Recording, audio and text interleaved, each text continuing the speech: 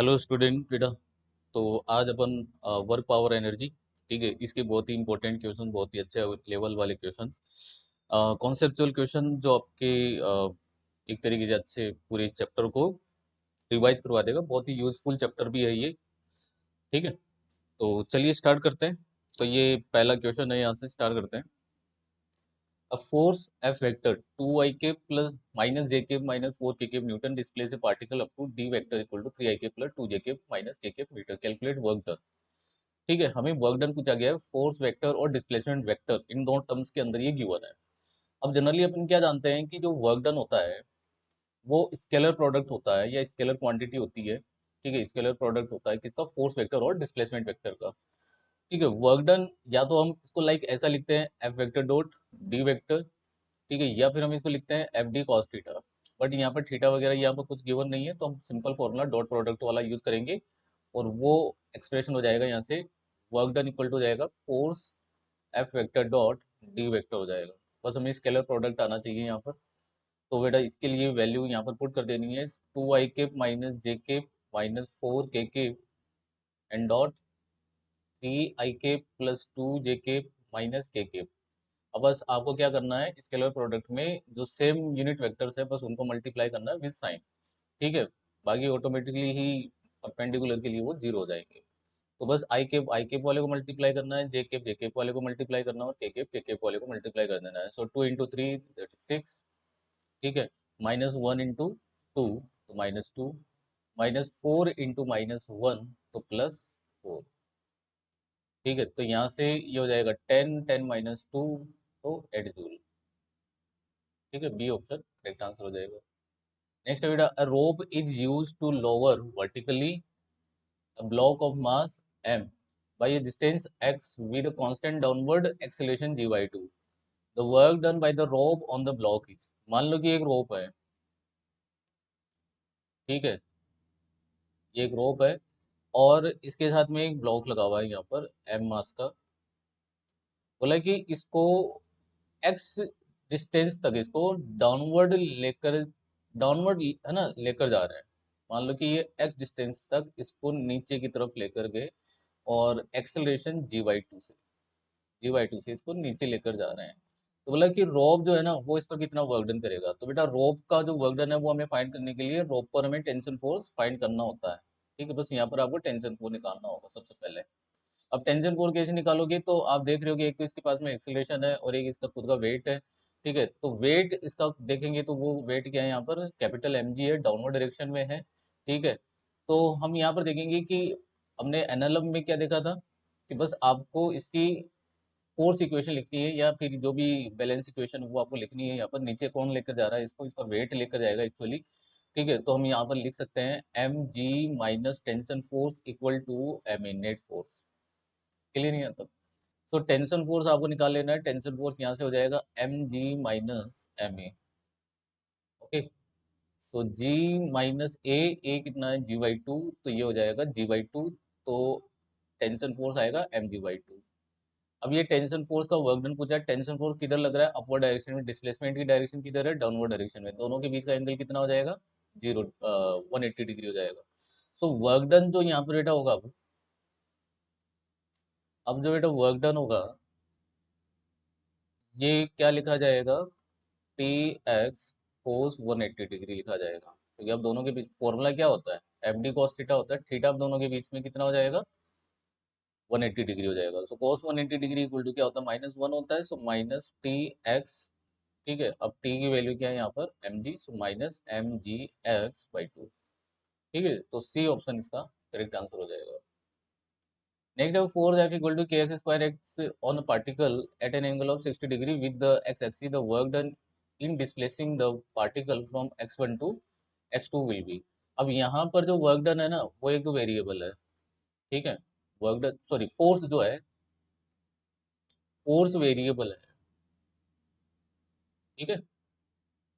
Force कैसा है, variable है, क्योंकि फोर्स x जैसे जैसे चेंज होगा वैसे वैसे फोर्स भी चेंज होगा, ठीक है। जो हम जनरल एक्सप्रेशन लगाते हैं like F D cos theta, ये कांस्टेंट फोर्स के लिए रहता है बेटा, ठीक है।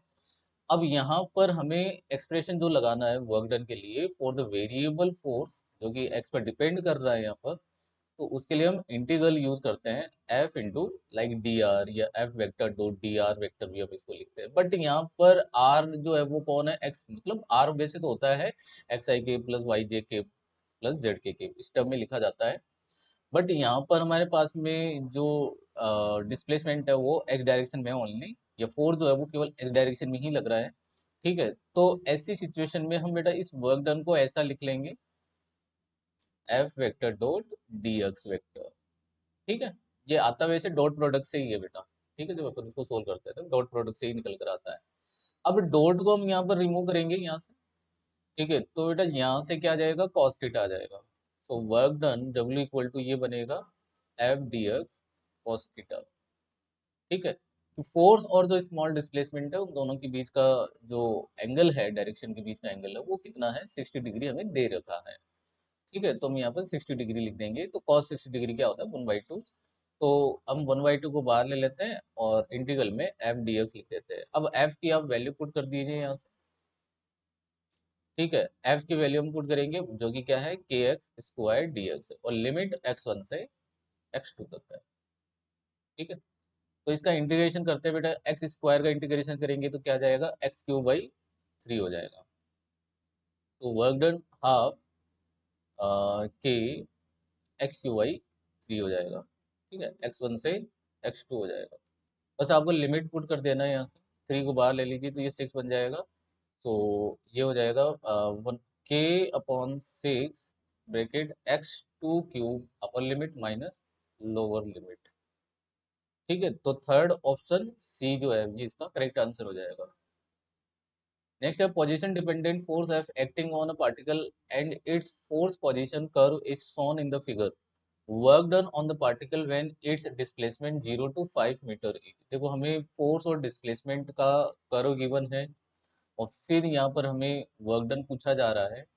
ठीक है, देखो बेटा ये क्वेश्चन हम सोल्व करें उससे पहले अगर आपको मेरे क्वेश्चंस मटेरियल ये सब कुछ अच्छा लग रहा है, कंटेंट अच्छा लग रहा है, ठीक है, कुछ मेहनत आपको लग रहा है कि हाँ ये हमारे सक्सेस में कंट्रीब्यूट करेगी, तो बेटा चैनल को लाइक भी कर दीजिए या वीडियोस को लाइक कर दीजिए, सब्सक्राइब भी करो, है ना। बेल नोटिफिकेशन जो होता है, नोटिफिकेशन बेल जो होता है वो भी आप प्रेस करिए ताकि आपको मालूम लग जाए कि कब मैंने वीडियो डाला है, कब मैं लाइव आने वाला हूँ। ठीक है, आई होप इससे मेरे को थोड़ा मोटिवेशन ही मिलेगा। ठीक है, तो ये क्वेश्चन स्टार्ट करते हैं।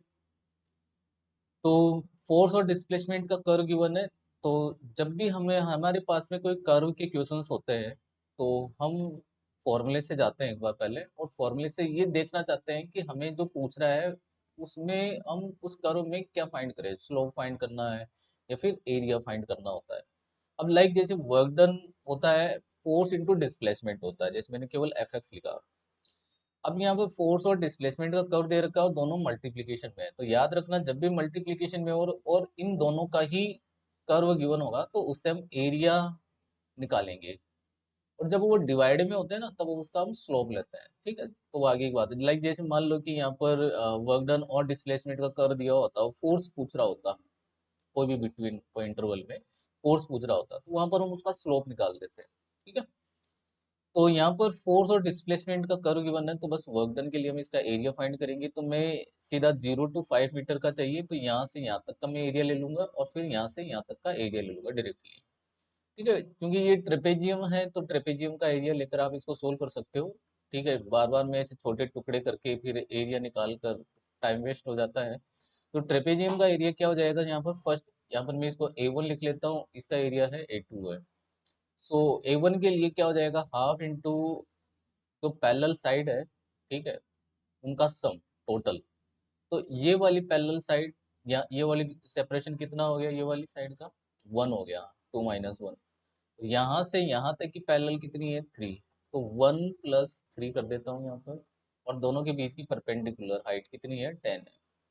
ठीक है, और वर्क डन चूंकि हम जानते हैं नेगेटिव भी होता है इसलिए ये नेगेटिव डायरेक्शन में जा रहा है, तो यहाँ पर आपको एरिया नेगेटिव साइन यूज कर लेना है और फिर लगा देना है ट्रेपेजियम का एरिया लगा देना है, हाफ इंटू कि वही पैरेलल साइड्स का सम। तो पैरेलल साइड्स देखो यहाँ से ये यहाँ तक की कितनी है बेटा, 1 है, तो 1 कर दीजिए, प्लस यहाँ से यहाँ तक की कितनी है बेटा, 2 है, तो यहाँ पर 2 कर दीजिए, एंड इनटू परपेंडिकुलर साइड कितनी है बेटा, ये है 10।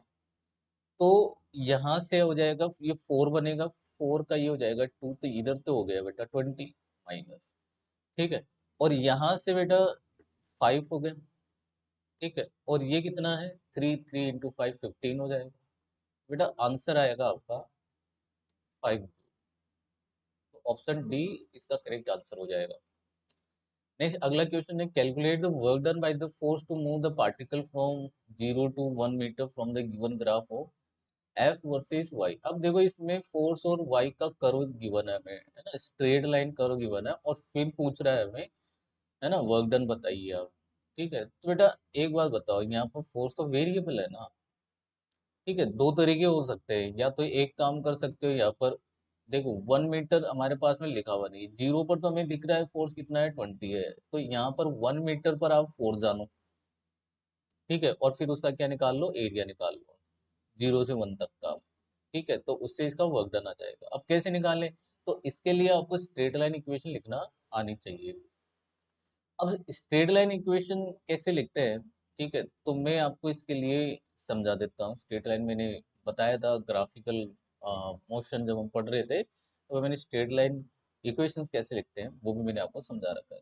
कुछ नहीं करना है, देखो यहाँ के कोऑर्डिनेट आपको लिख देने हैं, इस जगह के कोऑर्डिनेट यहाँ पर हमें क्या दिखाई दे रहा है, -2 एंड 0। और इस जगह का कोऑर्डिनेट जो है ना, वो हमें दिखाई दे रहा है 0 एंड 20, ठीक है। अब आपको फोर्स की वाई के टर्म में इक्वेशन लिखनी है, जो कि स्ट्रेट लाइन इक्वेशन होगी। अब वो स्ट्रेट लाइन इक्वेशन कैसे लिखेंगे, देखो फॉर्मूला जनरल जो एक्सप्रेशन होता है ना, वो क्या होता है, y - y1 equal to slope into x - x1 होता है। अब ये स्लोप कैसे निकालते हैं, वहां पर हम फॉर्मूला पढ़ा करते थे, m इक्वल टू ऐसे टर्म में, कोऑर्डिनेट्स के टर्म में, तब होता था वो y2 - y1 upon x2 - x1 होता है बेटा, ठीक है। इससे हम स्लोप निकालते हैं। कोई एक कोऑर्डिनेट हमने ले लिया, x1 y1 कंसीडर कर लिया, तो उन्हीं को यहाँ पर हमें पुट कर देना है। फॉर एग्जांपल जैसे मैंने -2 एंड 0 को मैंने x1 और y1 कंसीडर किया हुआ है, तो ये जो y है ना मेरे लिए, अब यहाँ पर हमें तो y कौन है, हमारे लिए f है, ठीक है, और ये x कौन है, y है, ये ध्यान रखना है आपको। तो इनके टर्म में इक्वेशन लिखनी है ना, तो यहाँ लिखूंगा मैं f माइनस, ठीक है। अब मेरे पास में y1 लिखना है मुझे, ठीक है, तो y1 मान लो कि मैंने इसी को मान लिया, ठीक है, मतलब ये मेरे लिए x1 y1 वाले कोऑर्डिनेट हो गए, ये x2 y2 वाले कोऑर्डिनेट हो गए। तो मेरे लिए यहाँ पर y1 है, y1 का मतलब है ये वाला f, ठीक है। तो मेरे लिए तो ये 0 है, तो यहाँ लिखना पड़ेगा 0। अब बचा कौन, स्लोप। तो इसका स्लोप यहाँ पर निकालेंगे अपन, तो देखो इसको y2 मानना है, तो यहाँ पर आप लिख दो कितना, 20 माइनस y1 0, और x2 कितना है, 0, देन माइनस माइनस प्लस हो जाएगा, तो आपका स्लोप आ जाएगा 10। देखो स्लोप पॉजिटिव जा रहा है, ठीक है। आप यहाँ से इतने, इस ट्राइंगल से भी ये स्लोप निकाल सकते थे, इतने छोटे वाला ट्राइंगल है ना, यहाँ से भी स्लोप साफ साफ दिख रहा है, कितना आ रहा है, 10 आ रहा है, ठीक है। तो यहाँ पे लिख दीजिए 10। फिर x की जगह आपको लिख देना है y, क्योंकि y इधर x एक्सिस पर y चल रहा है, यहाँ लिखना है y माइनस अब y1 मतलब x1, ठीक है। तो यहाँ पर आपको देखना है कि ये x1 इसका कौन था, तो इसका x1 कौन है, -2, तो माइनस माइनस प्लस हो जाएगा।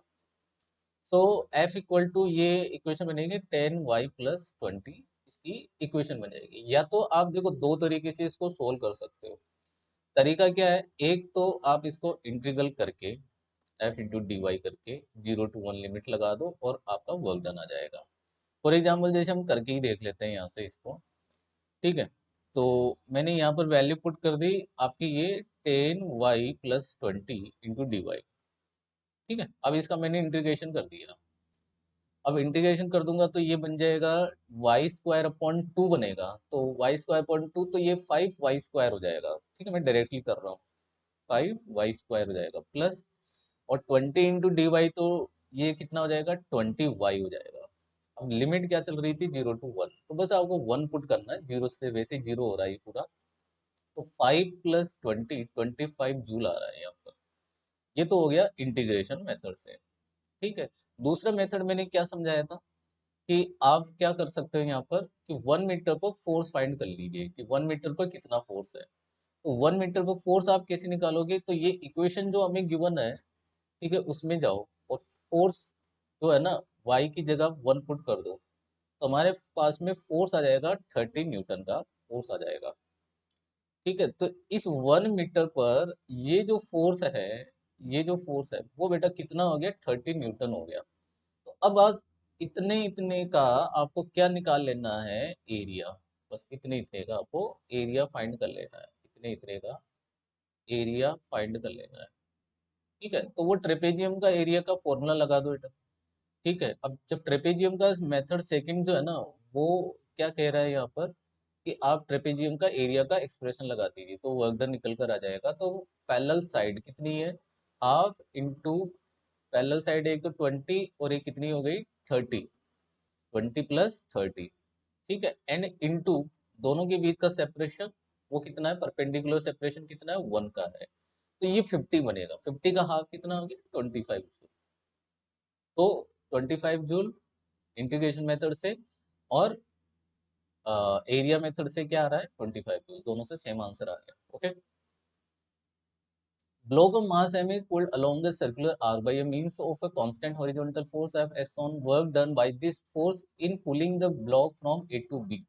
अब बेटा यहाँ पर जो ये फोर्स लग रहा है ना, बोला कि ए पर यहाँ पर मान लो कि ये जो स्ट्रिंग है ना, ये रोप जो है पहले यहाँ पर थी, पेंडुलम मान लो यहाँ पर ब्लॉक लगा हुआ था। अब इस पर हर जगह धीरे धीरे फोर्स जो है ना वो हॉरिजॉन्टली लगाया जा रहा है, ऐसे एफ ही लग रहा है, ऐसे लग रहा है। तो एक्चुअली आप देखोगे कि जो डिस्प्लेसमेंट है ना, भाई हमें पूछा गया है work done by this pulling force. ठीक है, इस फोर्स जो है, ये फोर्स जो है वो कितना वर्क डन कर रहा है इसको ए से बी तक ले जाने में। देखो एक्चुअली डिस्प्लेसमेंट वेक्टर तो ये हुआ इसका, ये हुआ इसका डिस्प्लेसमेंट वेक्टर। ठीक है, तो आप ये देखोगे कि इस डिस्प्लेसमेंट वेक्टर के दो कंपोनेंट्स बन जाएंगे, एक इधर जाएगा और एक इधर जाएगा। एक इधर कंपोनेंट जा रहा होगा और एक इधर कंपोनेंट जा रहा होगा। तो ये वाला जो कंपोनेंट है ना डिस्प्लेसमेंट वेक्टर का, ये इस फोर्स के क्या है, परपेंडिकुलर है। परपेंडिकुलर है तो हम जानते हैं कि इसका वर्क डन तो जीरो हो जाएगा परपेंडिकुलर के रेस्पेक्ट में। तो हमें यहाँ पर डिस्प्लेसमेंट का कौन सा कंपोनेंट लेना है, हॉरिजॉन्टल वाला। तो हमें ए से बी तक की ये डिस्टेंस लेनी है एक्चुअली। अब ए से बी तक की डिस्टेंस तो यहाँ से यहाँ तक की ये पैरेलल ही तो है, तो ये वाली हम इजीली फाइंड कर सकते हैं यहाँ से। देखो तो ये आर है, ठीक है, और ये क्या है, सामने वाली साइड क्या हो गई, इसकी परपेंडिकुलर हो गई। तो ऐसी सिचुएशन में इसकी जो ए बी के अलोंग जो इसका डिस्प्लेसमेंट वेक्टर होगा वो क्या हो जाएगा यहाँ से, आर साइन थीटा। ठीक है, R sine theta, R sine 60 degree हो जाएगा। ठीक है, ट्राइंगल से आप निकाल सकते हो, तो ये हो जाएगा √3r/2 हो जाएगा। तो बस सिंपल है, तो वर्क डन हो जाएगा फोर्स इंटू, है ना, ए बी हो जाएगा। सो फोर्स कितना है एफ है, ए बी कितना है यहाँ पर √3r/2 हो जाएगा। तो सी ऑप्शन इसका करेक्ट आंसर हो जाएगा। ठीक है, अगर आपको ध्यान रखना, अगर यहाँ पर कोई मास m गिवन है और आपको work done by the gravity पूछ रहा है, ठीक है, तब ये √3/2 एफ आर नहीं होगा। ठीक है, तब यहाँ पर ये m है, एम जी यहाँ पर डाउनवर्ड डायरेक्शन में एम जी रहेगा। आप इसको ऊपर लेकर जा रहे हो तो ये वाला कंपोनेंट लेना होगा डिस्प्लेसमेंट का। अब ये वाला कितना है, ये वाला तो आर के इक्वल ही होगा। ठीक है, ये तो इतना आर के इक्वल ही होगा, रेडियस के इक्वल हो जाएगा ना ये तो। ठीक है, अब ये आर के इक्वल होगा तो यहाँ से आपका आंसर हो जाएगा एम जी आर। क्लियर, या तो minus M G R. Okay, next, a block of mass m is kept on a platform which starts from rest with constant acceleration g by 2 upward as shown in the figure. Work done by the normal reaction on block in time t। अब इसके अंदर हमें पूछा जा रहा है work done. ठीक है, और वो भी नॉर्मल रिएक्शन कितना वर्क डन लगाएगा टी टाइम के अंदर। अब ये पूरा सिस्टम है। ठीक है, ये पूरा सिस्टम है। अब ये पूरा सिस्टम A = G/2 एक्सेलरेशन से ऊपर की तरफ जा रहा है। ठीक है, तो अब आप बोलोगे कि ये रेस्ट से स्टार्ट हुआ होगा, ऊपर की तरफ जा रहा है, तो ऐसी कंडीशन में इसका डिस्प्लेसमेंट कितना हुआ टी टाइम में। तो आप बोलोगे कि इसका आफ्टर टी टाइम जो डिस्प्लेसमेंट होगा, आफ्टर टी टाइम डिस्प्लेसमेंट। ठीक है, तो आफ्टर टी टाइम इसका जो डिस्प्लेसमेंट होगा S = हम ut + हाफ एटी स्क्वायर करेंगे तो u तो जीरो होगा, तो हाफ एटी स्क्वायर ये हम लिखेंगे। सो हाफ ए बेटा g/2 n into T square, तो ये हो जाएगा GT² बाई 4। ये इसका क्या हो गया, डिस्प्लेसमेंट हो गया।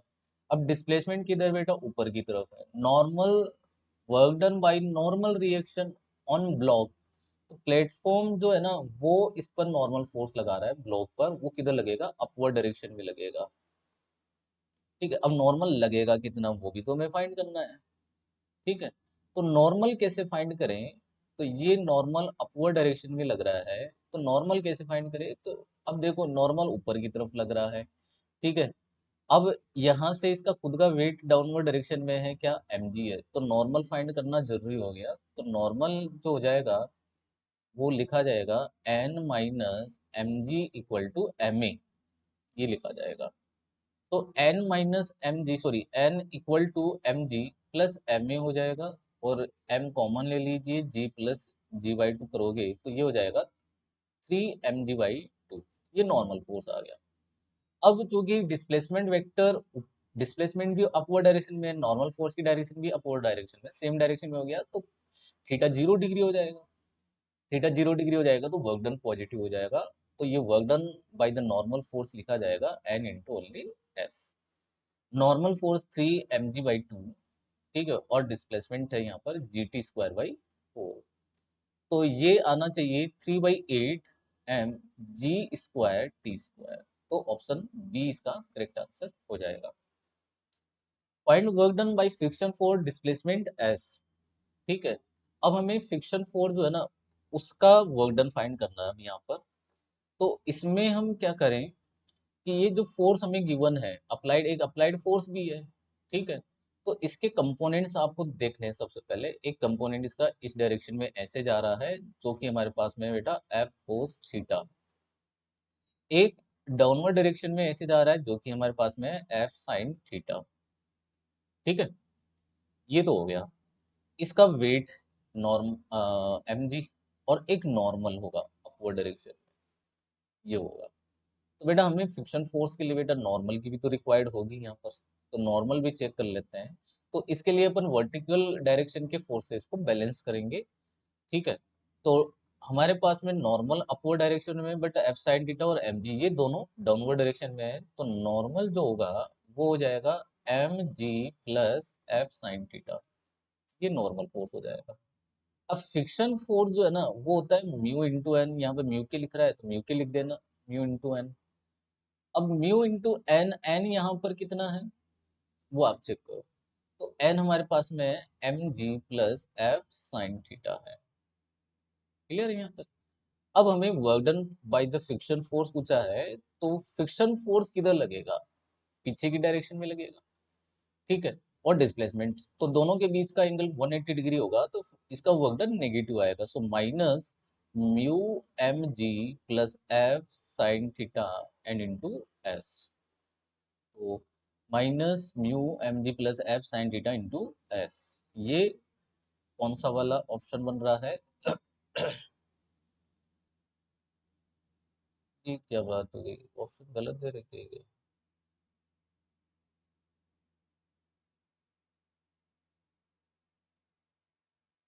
ऑप्शन गलत दे रखे हैं। साइन थीटा बिल्कुल सही जा रहा है, M G N normal force से लिखा है, M G plus F sine theta. Friction force mu into N negative में लेना है। ठीक है, नॉर्मल फोर्स की वैल्यू पुट कर दी, एम जी प्लस एफ साइन थीटा। तो इससे क्या फर्क पड़ा, friction force F cos theta. यहाँ पर ऑप्शंस में बेटा कुछ दिक्कत है, ऑप्शंस को थोड़ा सही कर लीजिएगा। यहाँ पर बस आपको प्लस कर देना बेटा इस जगह पर, फोर्थ ऑप्शन जो है ना उसमें इस जगह पर आपको प्लस कर देना है। ठीक है, डी ऑप्शन इसका करेक्ट आंसर होगा बेटा। Okay, next, small block of mass m is kept on a rough inclined surface with inclination angle theta fixed in an elevator। ठीक है, the elevator goes down with uniform velocity. देखो मैंने आपको बताया बेटा starting में ही कि मैं क्वेश्चंस अच्छे लेवल के ही लूंगा, मतलब ऐसे नॉर्मल लेवल के क्वेश्चंस नहीं है। आप अगर जिस दिन भी आप रिवाइज करोगे और आप मेरा वीडियो ये देख रहे होंगे ना, आपके लिए बड़ा ही हेल्पफुल रहेगा, ये मैं जानता हूँ। ठीक है। तो बोल रहा है कि ये एलिवेटर है और एलिवेटर में कोई इंक्लाइनेशन प्लेन है या इंक्लाइनेशन सरफेस है, ये लीजिए। ठीक है। अब इसको थोड़ा सा आपको समझना है सही से। ठीक है। बोला कि ये एंगल जो है ना वो थीटा है। और क्या बोला इसमें, elevator go down with uniform velocity v। Elevator जो है ना वो v वेलोसिटी से नीचे की तरफ जा रहा है, नीचे की तरफ जा रहा है। ठीक है। और वो भी क्या है, यूनिफॉर्म का मतलब क्या हो गया, कांस्टेंट हो गई। अब कांस्टेंट है तो इस जगह पर एक्सेलरेशन जीरो है। Okay. And block does not slide on the ways. अब ये जो वेज है यहाँ पर कोई ब्लॉक है, समझिएगा। थोड़ा सा इसको आ, इस जगह पे बना लेते हैं कि यहाँ पर एक वेज है जिसका मास m है। ठीक है। और ये स्लाइड नहीं कर रहा, स्लाइड नहीं कर रहा तो इक्विलिब्रियम में है। अब हम इसकी बात करते, the work done by the force of friction on the block in time t। अब इस पर एक फ्रिक्शन फोर्स, मतलब ये रफ सरफेस है, यहाँ फ्रिक्शन फोर्स भी लग रहा है। ठीक है। अब देखिए इसको, आपको सबसे पहले इसका फ्री बॉडी डायग्राम बनाना है सही से। अब देखो इसका जो वेट है, अपन जानते हैं ये mg डाउनवर्ड डायरेक्शन में होगा। और ये आपको मालूम हो जाना चाहिए, ये सब आपको प्रैक्टिस में आ जानी चाहिए। अब इसका mg का एक कंपोनेंट इधर जाएगा, mg cos थीटा, इस डायरेक्शन में कोई दिक्कत नहीं है।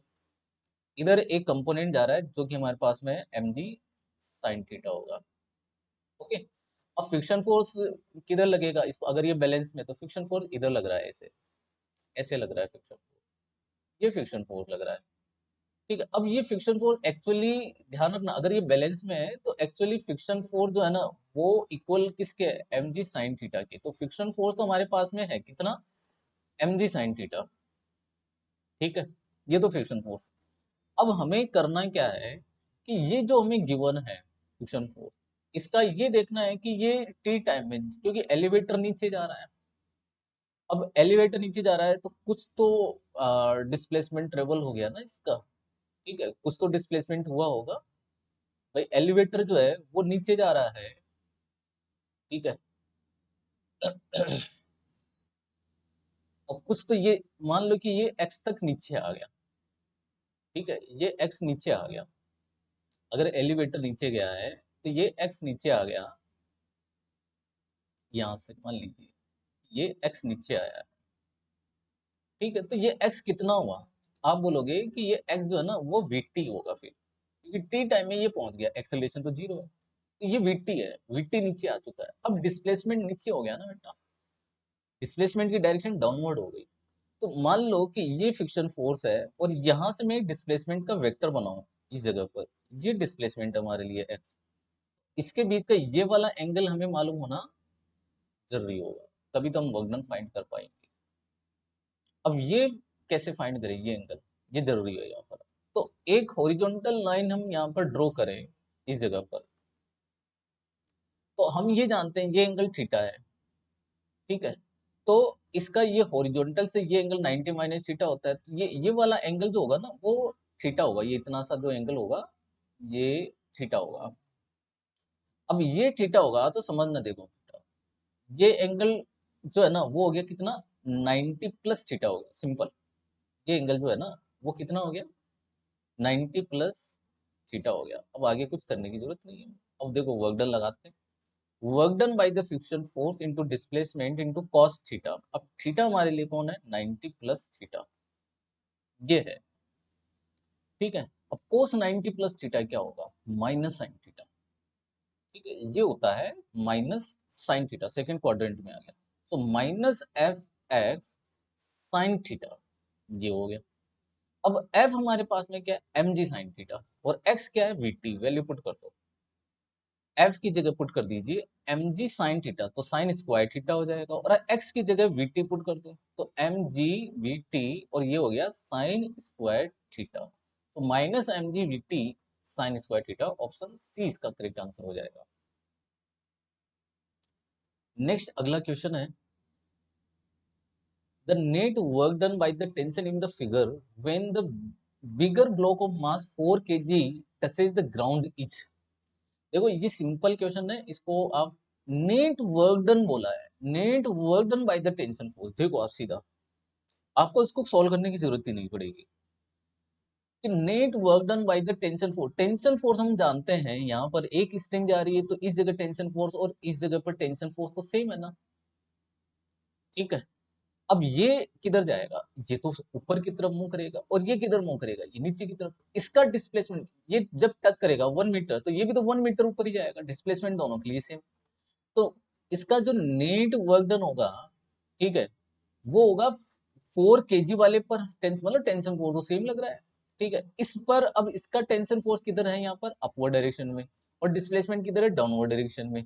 डाउनवर्ड डायरेक्शन में तो यहाँ पर एंगल कितना हो गया 180, तो यहाँ पर हो गया माइनस डिस्प्लेसमेंट 1 प्लस। अब इस वाले के लिए देखोगे आप, तो इस वाले के लिए आप बोलोगे टेंशन 40, ठीक है। अब इसका टेंशन फोर्स है अपवर्ड डायरेक्शन में, अब ये भी ऊपर जा रहा है, कितना जाएगा ऊपर 1 ही ऊपर जाएगा, तो बेटा नेट वर्क डन 0 हो गया। तो स्ट्रिंग वाले टेंशन फोर्स वाले इन टूलीज वाले क्वेश्चंस में जनरली अगर टेंशन एक ही जगह के लिए बोल रहा है, सिंपल एक ब्लॉक के लिए बोलता तो आपको टेंशन फोर्स निकालना होता, ठीक है, वो अपन एनएलएम से निकालते हैं, ठीक है। टेंशन फोर्स निकलने के बाद में हम सिंपल फॉर्मूला अप्लाई करके इनका वर्क डन फाइंड कर सकते हैं, बट यहाँ पर नेट वर्क डन क्या हो गया 0 हो जाएगा। Next question, if work done by spring is W in elongation of 2 metre. Spring का जो वर्क डन है वो कितना बताया 2 मीटर के लिए W का, then find work done in further elongation of 2 metre. तो अगले 2 मीटर के लिए इसका वर्क डन कितना होगा, नेक्स्ट अगले वर्क डन अगले 2 मीटर के लिए, ठीक है। अब एक चीज बताइए कि work done by the spring force का जो वर्क डन होता है, ठीक है, work done by the spring force कैसा होता है, नेगेटिव माइनस हाफ, ठीक है, और K X F square minus X I square होता है, ये अपन जानते हैं, ठीक है। अब हमें यहाँ पर इसका वर्क डन जानना है। अब वर्क डन देखो के सेम रहेगा, नेगेटिव साइन तो आ रहा है तो वो उसको अपन हटा देंगे। यहाँ पर सिंपल मैं इसको प्रोपोर्शनल टू लाइक ऐसा ले सकता हूँ, X F square minus X I square. अब मैं इसको लाइक ऐसा बना दूं, W1 divide by W2 equal to X F 1 square minus X I 1 square and divide by X F 2 square minus X I 2 square. आप इसको simple तरीके से भी सोल्व कर सकते हो, general W equal to minus half के x square लेकर भी यूज कर सकते हो, बट ये ज्यादा यूजफुल रहता है, ठीक है। अब W1 हमारे लिए क्या बोला गया है, W है, W2 हमें फाइंड करना है। अच्छा, पहले केस के अंदर एक्स आई इसका क्या होगा 0, एक्स एफ 1 क्या है 2, लिख दो यहाँ पर 2 square minus 0 divide by. Second case के अंदर ये बोला है कि इसको आगे 2 मीटर और खींचा गया, आगे 2 मीटर और खींचा गया, कहां से, तो आप ऐसे सोचो कि इसके लिए एक्स आई 2 जो है ना वो कितना था 2 था, समझना इस चीज को, बट आगे और खींचा गया तो एक्स एफ कितना हो गया, एक्स एफ तो 4 हो गया फिर। या फिर आप इसको लाइक ऐसा कर सकते हो कि आगे इसको कितना खींचा गया, इसके लिए इस वाले पोजीशन में एक्साइड 2 जो है ना वो इसका क्या था, जैसे मान लो कि ये स्प्रिंग है, ये इनिशियली जो है वो 0 पर थी, ये एक्साई 1 बोला कि इसको थोड़ा आगे खींचा 2 मीटर, तो इसके लिए एक्सएफ 1 हो गया, ये 2 मीटर खींच लिया, बोला कि इसको और खींच लिया यहाँ पर पहुंच गया, ठीक है। तो ये फाइनल हो गया ना, ये एक्सेप्ट 2 हो गया।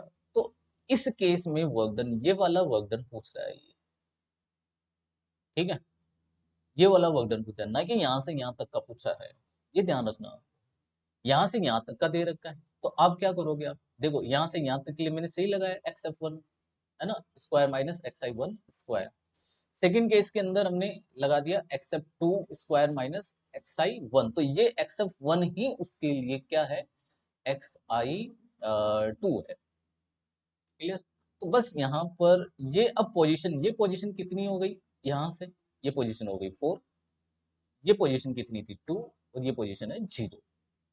तो यहाँ पर लिखना है बेटा 4 स्क्वायर माइनस 2 स्क्वायर।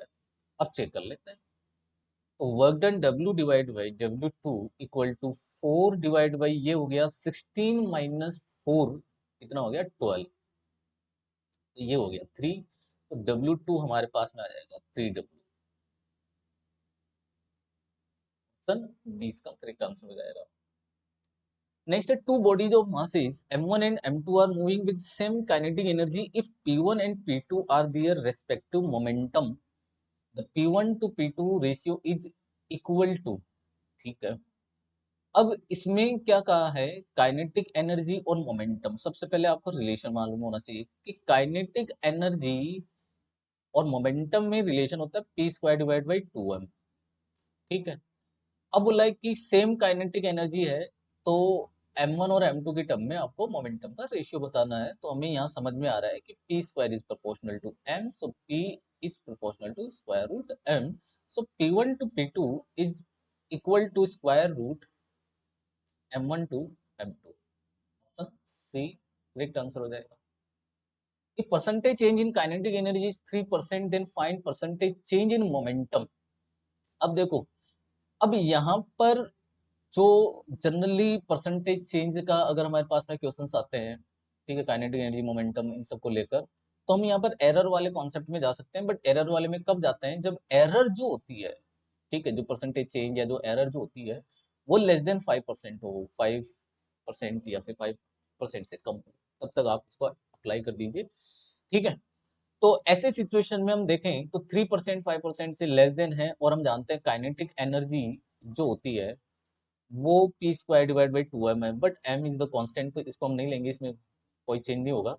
तो हम यहाँ पर लिख सकते हैं देन डेल्टा के ई या delta K divide by K equal to 2 delta P divide by P, हम लिख सकते हैं इंटू 100, तो ये परसेंटेज चेंज को बताएगा। इसमें हमें काइनेटिक एनर्जी में परसेंटेज दिया हुआ है 3, ठीक है, और परसेंटेज हमें इसका पूछ रहा है, और ये हो जाएगा इंटू 2, और ये परसेंटेज चेंज ऑफ मोमेंटम लिख देता हूँ मैं इसको, ठीक है। तो 2 इधर ले जाकर डिवाइड कर दीजिए, तो आपका मोमेंटम में जो परसेंटेज चेंज आएगा वो आ जाएगा 1.5%। Kinetic energy of body is increase by 44%, what is the percentage increase in the momentum. बोला कि काइनेटिक एनर्जी को 44% से इंक्रीज कर दिया, ठीक है।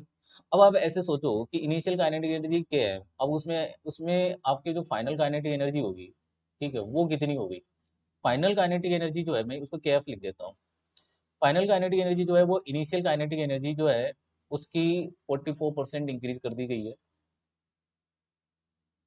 100 कर देंगे, तो ये आपकी हो जाएगी 144 के आई डिवाइड बाई 100 हो जाएगी, ठीक है। ये आपकी फाइनल काइनेटिक एनर्जी हो गई। इसको आप ऐसे समझो, आप इन टर्म्स को न के आई के एफ इनको ना लो ना तो भी चलेगा, आप इसको बस सोचने की प्रैक्टिस करो। अब ये सोचो कि काइनेटिक एनर्जी जो होती है वो क्या होती है, पी स्क्वायर डिवाइड बाई 2। अब मास के लिए कुछ नहीं कहा है, बस हमें मोमेंटम के लिए कहा है। तो अब देखो पी जो है ना एक तरीके से स्क्वायर रूट के हो गया। अब यहाँ पर सोचो इस जगह पर कि इस जगह पर कितना चेंज हुआ मोमेंटम में, फाइनल मोमेंटम कितना हुआ, इस जगह से सोचो आप, तब तब आप बोलोगे कि सर फाइनल मोमेंटम जो है ना वो यहाँ से हमारे पास में आएगा, एक 144 का स्क्वायर रूट कितना हो गया 12, और 100 का कितना हो गया 10, और ये आपके लिए हो गया पी आई, मतलब 1.2 पी आई हो गया। अब हमें क्या पूछा है, इंक्रीज, इंक्रीज कितना हुआ, तो आपके लिए डेल्टा पी जो है ना वो आ गया 0.2 पी आई, क्या आ गया 0.2 का इंक्रीमेंट हुआ है।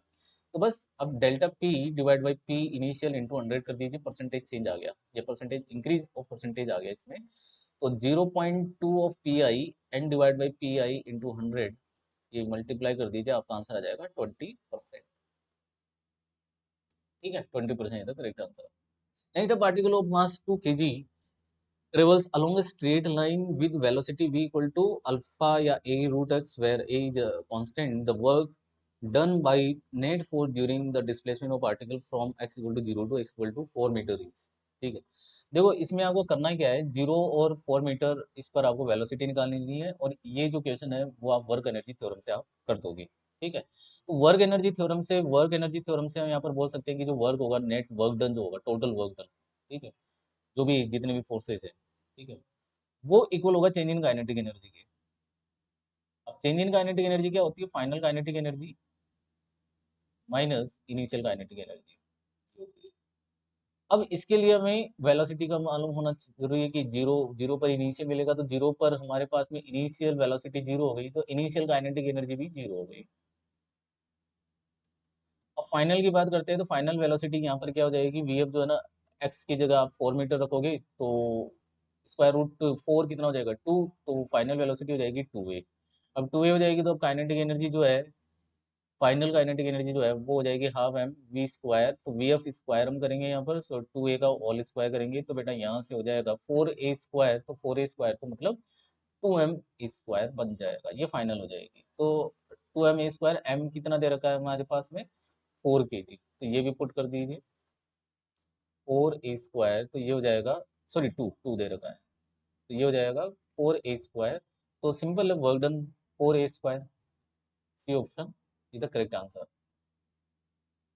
Next, a particle mass m starts moving from origin along x-axis and its velocity varies with position as v equal to k root x.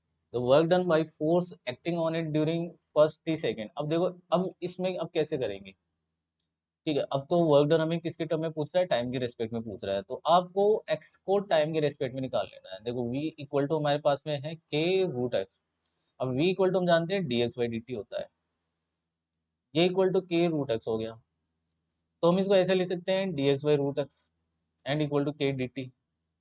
Okay, अब दोनों तरफ हमें क्या कर देना है, इसका इंटीग्रेशन कर देना है, ठीक है। अब इंटीग्रेशन करेंगे तो 1/√x का इंटीग्रेशन जो है ना, वो कितना हो जाएगा,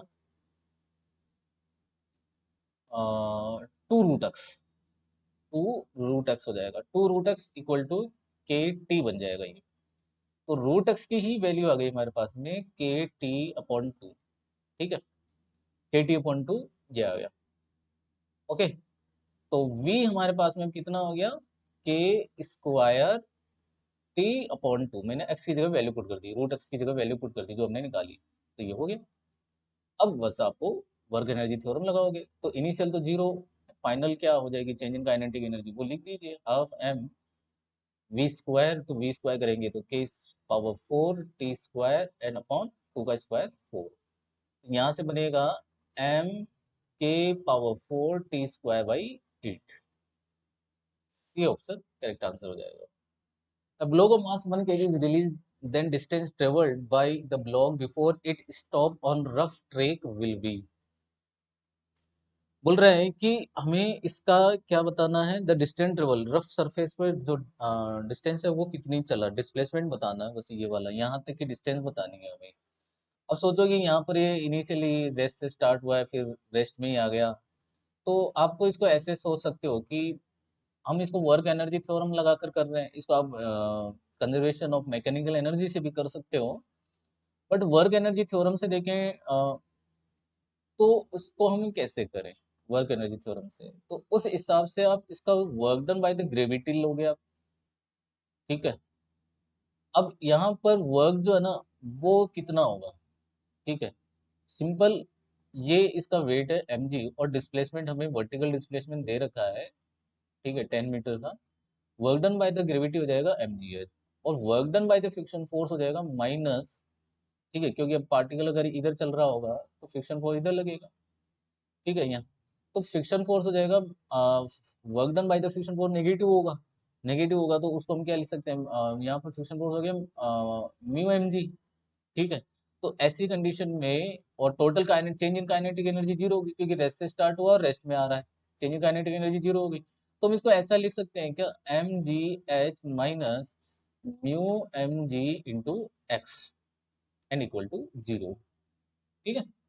तो इससे हमें x निकालना था, तो x हमारे पास में हो जाएगा M ji H divide by mu M ji, M से m कैंसिल आउट कर दो, और g आपको 10 ले लेना है, h 10 बोला है, अच्छा g भी कैंसिल हुआ है ना यहाँ पर, सॉरी, तो और म्यू की वैल्यू कितनी है 0.4, ये 0.4, ये हटा दो, ऊपर 100 हो गया तो 25, ये 25 मीटर चल लेगा, ठीक है।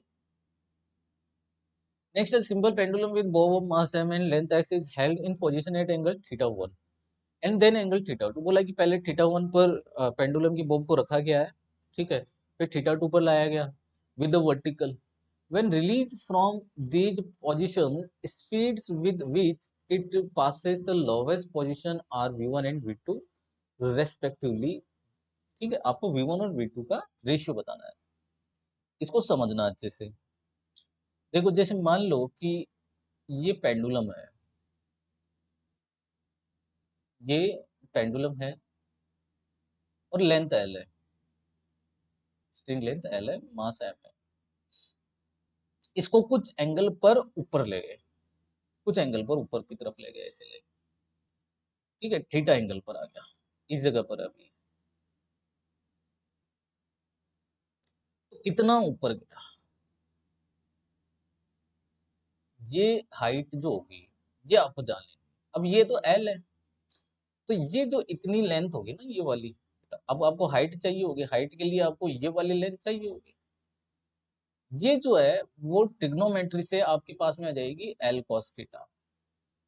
तो ये वाली हाइट जो है ना वो आ जाएगी L minus L cos theta, तो एल 1 माइनस कॉस थीटा हो जाएगी। ठीक है, अब आप यहाँ पर अप्लाई कर दीजिए कंजर्वेशन ऑफ एनर्जी या फिर वर्क एनर्जी थ्योरम, ये आप अप्लाई कर दीजिए। ठीक है, तो लाइक जैसे मान लो कि ये थीटा 1 पर है तो रेस्ट में ही, ठीक है, और वेलोसिटी की बात कर रहा है कि ये जब लोवेस्ट पोजीशन पर आए, यहाँ पर आए, इसको यहाँ से रिलीज किया, तो अभी इसके पास में, अब इसको आप ऐसे सोचो कि वर्क डन कितना होगा, तो बोलोगे सर ये mg, वर्क एनर्जी थ्योरम से सोचोगे तो mgh, यही होगा वर्क डन तो। और यहाँ पर final kinetic energy half M v1 square. तो अब इसको लिखो वर्क एनर्जी थ्योरम से, सो mgh हमारे लिए हो गया L into 1 minus cos theta 1, अगर थीटा 1 से रिलीज किया, और इस जगह पर kinetic energy, final kinetic energy, क्योंकि रेस्ट से तो इसको छोड़ा गया है, इनिशियल काइनेटिक एनर्जी तो जीरो होगी, अब एम यू इस 1 स्क्वायर। और जब इसी को थीटा 2 से छोड़ा जाता, ठीक है, तब यही स्पीड ये होती है v1 v2 पर। अब इनका आपको रेशियो लेना है। अब देखो आप रेशियो से क्या समझ में आ रहा है, ये टर्म्स कैंसिल आउट हो रहे हैं। तो v1 टू v2 जो होगा, सॉरी v2 है, v1 टू जो v2 होगा वो आपका आंसर हो जाएगा square root 1 minus cos theta 1 to 1 minus cos theta 2। Option B इसका करेक्ट आंसर हो जाएगा। A stone with weight W is thrown vertically upward into the air from ground level with initial speed v naught. If a constant force F due to air drag acts on the stone throughout its flight, the maximum height attained by the stone is। Maximum height की बात कर रहा है कि मान लो कि ground से stone को ऊपर फेंका और एयर ड्रैग भी लग रहा है। अब एयर ड्रैग तो हम जानते हैं कि जिधर मोशन होता है उसके अपोजिट डायरेक्शन में लगता है, एयर ड्रैग नीचे लगेगा। अब ये ऊपर जाएगा और ये मैक्सिमम हाइट तक पहुंचा, तो यहाँ पर तो फाइनल वेलोसिटी जीरो हो गई। तो एक तरीके से ये ऐसे मान लो कि हमारे पास में स्टॉपिंग डिस्टेंस या मैक्सिमम हाइट वाला एक्सप्रेशन लाइक हो गया, जो हम मोशन अंडर ग्रेविटी में पढ़ते हैं, उसके अकॉर्डिंग हम जानते हैं, वहां पर पढ़ते थे यू स्क्वायर बाई 2g, तो हमें यू स्क्वायर बाई 2g की जगह बस मेरे को जी इफेक्टिव लिख देना है बस, क्योंकि यहाँ पर ड्रैग फोर्स भी लग रहा है। ठीक है, अब इसका इफेक्टिव जी इफेक्टिव कैसे निकालोगे, अब सोचो कि ये एफ भी नीचे लग रहा है, ग्रेविटी भी नीचे लग रही है, ग्रेविटी की वजह से वेट डब्ल्यू बोला गया है यहाँ पर, तो वेट तो डब्ल्यू नीचे है ही। ठीक है, तो हमें इसका जी इफेक्टिव कैसे निकालें, क्लियर। तो हमारे पास में एक तो जी है, दोनों, अब इसका इस ड्रैग फोर्स की वजह से हमें एक्सेलरेशन जानना है, इसका मेरे को एक्सेलरेशन जानना है। अब बोलोगे सर इसका एक्सेलरेशन तो एफ डिवाइड बाई इसका मास करो फिर, क्योंकि एफ तो कांस्टेंट बोला है ना, ड्रैग फोर्स तो कांस्टेंट बोला है, कांस्टेंट ड्रैग फोर्स। तो ऐसी कंडीशन में एफ डिवाइड बाई मास करो फिर। अब मास कहाँ से लाए, तो मास के लिए अपन जानते हैं डब्ल्यू इक्वल टू क्या है, एम जी। तो एम इक्वल टू यहाँ पर लिखना पड़ेगा डब्ल्यू डिवाइड बाई जी, समझना इस चीज। तो ये मास हो गया हमारे पास में। तो हमारे पास में जी इफेक्टिव जो होगा वो क्या होगा, आप बोलोगे सर जी प्लस, एक तो जी ये वाला और एक ये इसका एक्सेलरेशन जो भी डाउनवर्ड डायरेक्शन में, ये दोनों मिलकर रिटार्डेशन करेंगे। ठीक है, तो जी प्लस यहाँ पर लगेगा डब्ल्यू, सॉरी एफ, है ना, ड्रैग फोर्स हो जाएगा F divide by M, F divide by M हो जाएगा। अब एम की जगह वैल्यू पुट करनी है बेटा, डब्ल्यू डिवाइड बाई जी। अब जी मल्टीप्लाई हो जाएगा तो जी कॉमन ले लो, तो 1 + F/W हो जाएगा। तो ये हाइट आ जाएगी अब आपके पास में V0² divide by 2G 1 + F/W। A option इसका करेक्ट आंसर हो जाएगा।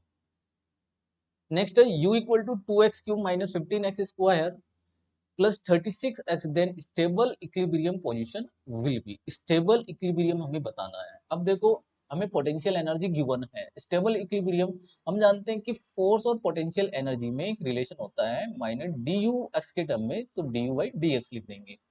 स्टेबिलिटी के लिए हम जानते हैं फोर्स जीरो होना चाहिए, तो यहाँ पर हम इसका डिफ्रेंशिएट करेंगे, और डिफ्रेंशिएट करेंगे तो ये जीरो होना चाहिए, इसका डिफ्रेंशिएशन क्या होना चाहिए, जीरो कर देंगे। ठीक है, तो जीरो करके हम एक्स की पोजीशन निकालेंगे, तो यू का हमें डिफ्रेंशिएशन कर देना है। ठीक है, यू का हमें यहाँ पर डिफ्रेंशिएशन कर देना है। इसका डिफ्रेंशिएशन करेंगे तो 6x² - 30x + 36, और इसको आप जीरो कर दीजिए, तो इसके पास में आपके रूट्स मिलेंगे आपको x-2 x-3 = 0, तो 2 और 3 इसके रूट्स आ गए। अब कौन से पॉइंट्स के लिए ये स्टेबल में होगा, तो इसके लिए हम ये जानते हैं for the stability, stable equilibrium के लिए d²u/dx² जो है वो ग्रेटर देन जीरो हो। ठीक है, पॉजिटिव वैल्यू मिले तो वो देता आपको स्टेबल इक्विलिब्रियम। ठीक है, मिनिमम पोटेंशियल एनर्जी के लिए या फिर पॉजिटिव डबल डिफरेंशिएशन के लिए स्टेबल इक्विलिब्रियम होता है। और इसके लिए लेस देन जीरो जब नेगेटिव वैल्यू मिलती है आपको यहाँ पर, तब वो होता है अनस्टेबल। ये हम पढ़ चुके हैं, ठीक है, थ्योरेटिकल। तो ऐसी सिचुएशन में हमें एक बार और डिफरेंशिएशन कर दें, तो d²u/dx² इक्वल टू बेटा हो जाएगा 12x - 30। अब हम 2 पुट करें यहाँ पर, तो 2 पुट करेंगे तो 12 × 2 - 30, तो ये कितना हो जाएगा 26, सॉरी 24, तो ये -6 हो गया इस जगह पर। तो ये स्टेबल नहीं देगा, अनस्टेबल देगा, यहाँ से मिलेगा अनस्टेबल। चेक करते हैं आगे, फिर 3 के लिए भी चेक करते हैं, तो 12 × 3 - 30, तो ये 6 आ रहा है, तो ये स्टेबल देगा। तो ओनली हमें स्टेबल मिलेगा कहाँ पर, 3 पर। बी ऑप्शन इसका करेक्ट आंसर हो जाएगा। Convert the given graph u x versus x into f और x में। अब हम ये जानते हैं कि f इक्वल टू होता है -du/dx। u और x का जो कर्व है उसका स्लोप वो किसके इक्वल होगा, फोर्स के। अब यहाँ पर नेगेटिव साइन भी आ रहा है। अब ये सोचो कि अगर ये स्ट्रेट लाइन जा रही है बेटा, इसका जो डिफरेंशिएशन होगा वो तो कांस्टेंट हो जाएगा, क्योंकि ये u जो है ना इस जगह पर वो प्रोपोर्शनल है x के, इस जगह पर हमें ये दिखाई दे रहा है। तो अगर हम इसका डिफरेंशिएशन करेंगे x के रेस्पेक्ट में, तो वो तो कांस्टेंट हो जाएगा, f कांस्टेंट हो जाएगा अप टू a तक। ठीक है, तो ऐसी सिचुएशन में बट नेगेटिव साइन और आना चाहिए, तो नेगेटिव साइन और आ रहा है और कांस्टेंट भी हो रहा है, फोर्स कांस्टेंट हो रहा है और नेगेटिव साइन भी आ रहा है, ए ऑप्शन में जा रहा है। और यहाँ पर पोटेंशियल एनर्जी कांस्टेंट है। अब कांस्टेंट है तो इसका डिफरेंशिएशन करेंगे तो यहाँ पर फोर्स ही जीरो हो गया, तो यहाँ से यहाँ तक का फिर आगे का जीरो हो जाएगा। Option A is the correct answer. Okay, a chain is on a frictionless table with 1/5 of its length hanging over the edge. The chain has length L and mass M. The work required to done to pull the hanging part back onto the table is very slowly. जब हम इसको slowly लेकर आ रहे होते हैं ऐसी condition में, इसको आप ऐसा समझो कि जैसे मान लो कि भैया ये टेबल है, ठीक है, और यहाँ पर हमने एक चेन रखी हुई है। ठीक है, एक चेन रखी हुई है और चेन का 1/5 पार्ट जो है ना वो नीचे लटक रहा है। ठीक है, 1/5 पार्ट। अब सोचो कि 1/5 पार्ट अगर इसका टोटल मास m है, तो 1/5 पार्ट अगर लटक रहा है तो इसका टोटल मास जो होगा, जो लटका हुआ पार्ट है उसका कितना हो जाएगा, m/5 हो जाएगा। m/l इंटू l/5 करेंगे तो m/5 आ जाएगा। क्लियर, तो ये मास आ गया इसका। अब अपन जानते हैं कि सेंटर ऑफ मास का कॉन्सेप्ट इस जगह लगाएं, तो इसका इस लटके हुए इस चेन का जो मास है वो इसके सेंटर पर होगा। अब इसका सेंटर यहाँ से ये, क्योंकि ये लेंथ कितनी है, ये लेंथ l/5 है, तो अब ये सेंटर वो है वो यहाँ से कितना हो गया, l/ इसका आधा, l/10 हो गया इतना। तो अब इस जगह पर मास है, इस इतनी चेन का मास है वो है एम डेस जी, बोल देते हैं, वेट हो गया इसका एम डेस जी। अब इतने पार्ट को ऊपर खींचना है, कितना डिस्प्लेसमेंट लगेगा, L/10। एम डेस जी नीचे की तरफ लग रहा है, ऊपर की तरफ डिस्प्लेसमेंट है, तो वर्क डन नेगेटिव हो जाएगा, तो माइनस एम डेस जी इंटू L/10। एम डेस कितना है, M/5, तो mg/L/50, D option correct answer हो जाएगा।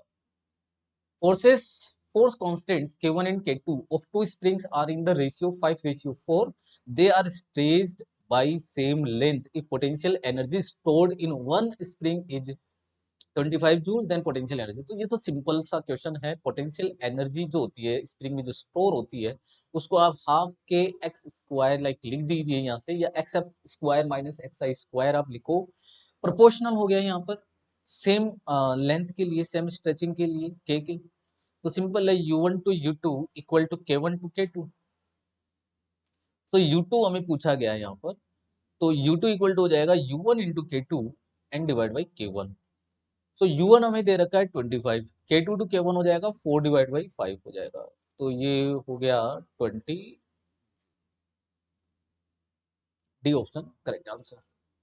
To springs A and B having spring constant Ka and Kb, K equal to हमारे पास दे रखा है 2 Kb are stage by applying force of equal magnitude if energy stored in spring A is EA, then energy stored in B will be. बोला कि same force लगा रहा है और स्प्रिंग कांस्टेंट में रिलेशन गिवन है, मतलब Ka इक्वल टू 2 Kb है, तो Ka to Kb जो होगा वो हो जाएगा 2।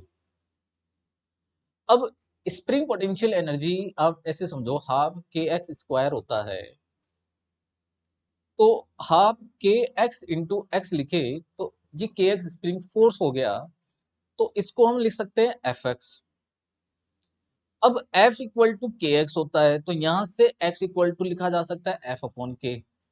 तो ऐसी सिचुएशन में पोटेंशियल एनर्जी यू जो है वो बन जाएगी F square divide by 2k। अब बोला कि फोर्स सेम है, तो ऐसी सिचुएशन में U is inversely proportional to K, so U1 to U2 equal to K2 to K1। U1 को बोला है EA, ठीक है, U2 हमें फाइंड करना है, K2 जो है वो हमारे पास में K2 टू K1 कर दो, मतलब KB डिवाइड बाई KA कर दीजिए यहाँ से, ठीक है, इसको आप KB डिवाइड बाई KA कर दीजिए, जो हो जाएगा 1:2, जो कि हमारे पास में है K2 टू K1 है, सही है, तो ये 1/2 हो जाएगा, तो 2E, ये ए ऑप्शन इसका करेक्ट आंसर हो जाएगा। The potential energy of long spring when stage by 2 centimetre is U। बोला कि पोटेंशियल एनर्जी जो है ना वो U है इनिशियली जब 2 सेंटीमीटर खींचा जाए, in order to gain 16U, मतलब फाइनल नहीं, बोला कि हमें गेन करना है 16U गेन करना है। पोटेंशियल एनर्जी कितनी गेन करनी है, 16U गेन करनी है। By how much centimetre spring should be stage further, तो स्प्रिंग को और कितना खींचा जाना चाहिए। अभी पीछे हमने वर्क डन का कॉन्सेप्ट हमने लगाया था, ठीक है, वहां से आप इसको समझो वापस से कि ये x0 इसको खींचा, तो ये क्या हो गया xi1, है ना, ये मैं इसको लिख देता हूँ xi1, सॉरी ये xi1, ये xf1, और ये हमारे पास में होगा xi2 के इक्वल, और फिर इसको और आगे खींचा, ये और आगे खींचा, ये हमारे लिए क्या हो गया xf2। और कितना खींचा जाए ये पूछा है, और कितना खींचा जाए, मतलब ये पूछा है आपसे, ये पूछा है आपसे, ये पूछ रहा है कि और आगे वो कितना खींचे, क्लियर यहाँ तक। तो हमें गेन करना है 16U ऑफ पोटेंशियल एनर्जी को गेन करना है, तो आप इसको लाइक ऐसा कर सकते हो, या डायरेक्टली करके सब्ट्रैक्शन लेकर वैसे कर लो, ज्यादा बेटर रहेगा। कि एक काम करते हैं, हम इसको डायरेक्टली कर लेते हैं, कैसे, U प्रोपोर्शनल टू मैं एक्स स्क्वायर लिख लूँ, तो मेरे लिए U1 to U2 and equal to x1 square to x2 square. अब U1 हमारे लिए क्या है U, और U2 हमारे लिए क्या है 16U, x1 हमारे लिए कितना है 2, और x2 आप फाइंड कर लो, फिर 2 का स्क्वायर 4, तो ये x2 स्क्वायर, ये कट हो गया 64 का, तो x2 हमारे पास में आ गया 8 सेंटीमीटर, 8 सेंटीमीटर आ गया ये वाला, पहले 2 खींच लिया, अब ये 8 आ गया। अब सिंपल है, ये कितना हो गया 8 माइनस 2 कर दो, कितना आ जाएगा 6 सेंटीमीटर, तो answer 6 centimetre is the correct answer. A block of mass m moving with velocity v naught on a smooth horizontal surface hit the spring of constant k on the maximum compression in spring is।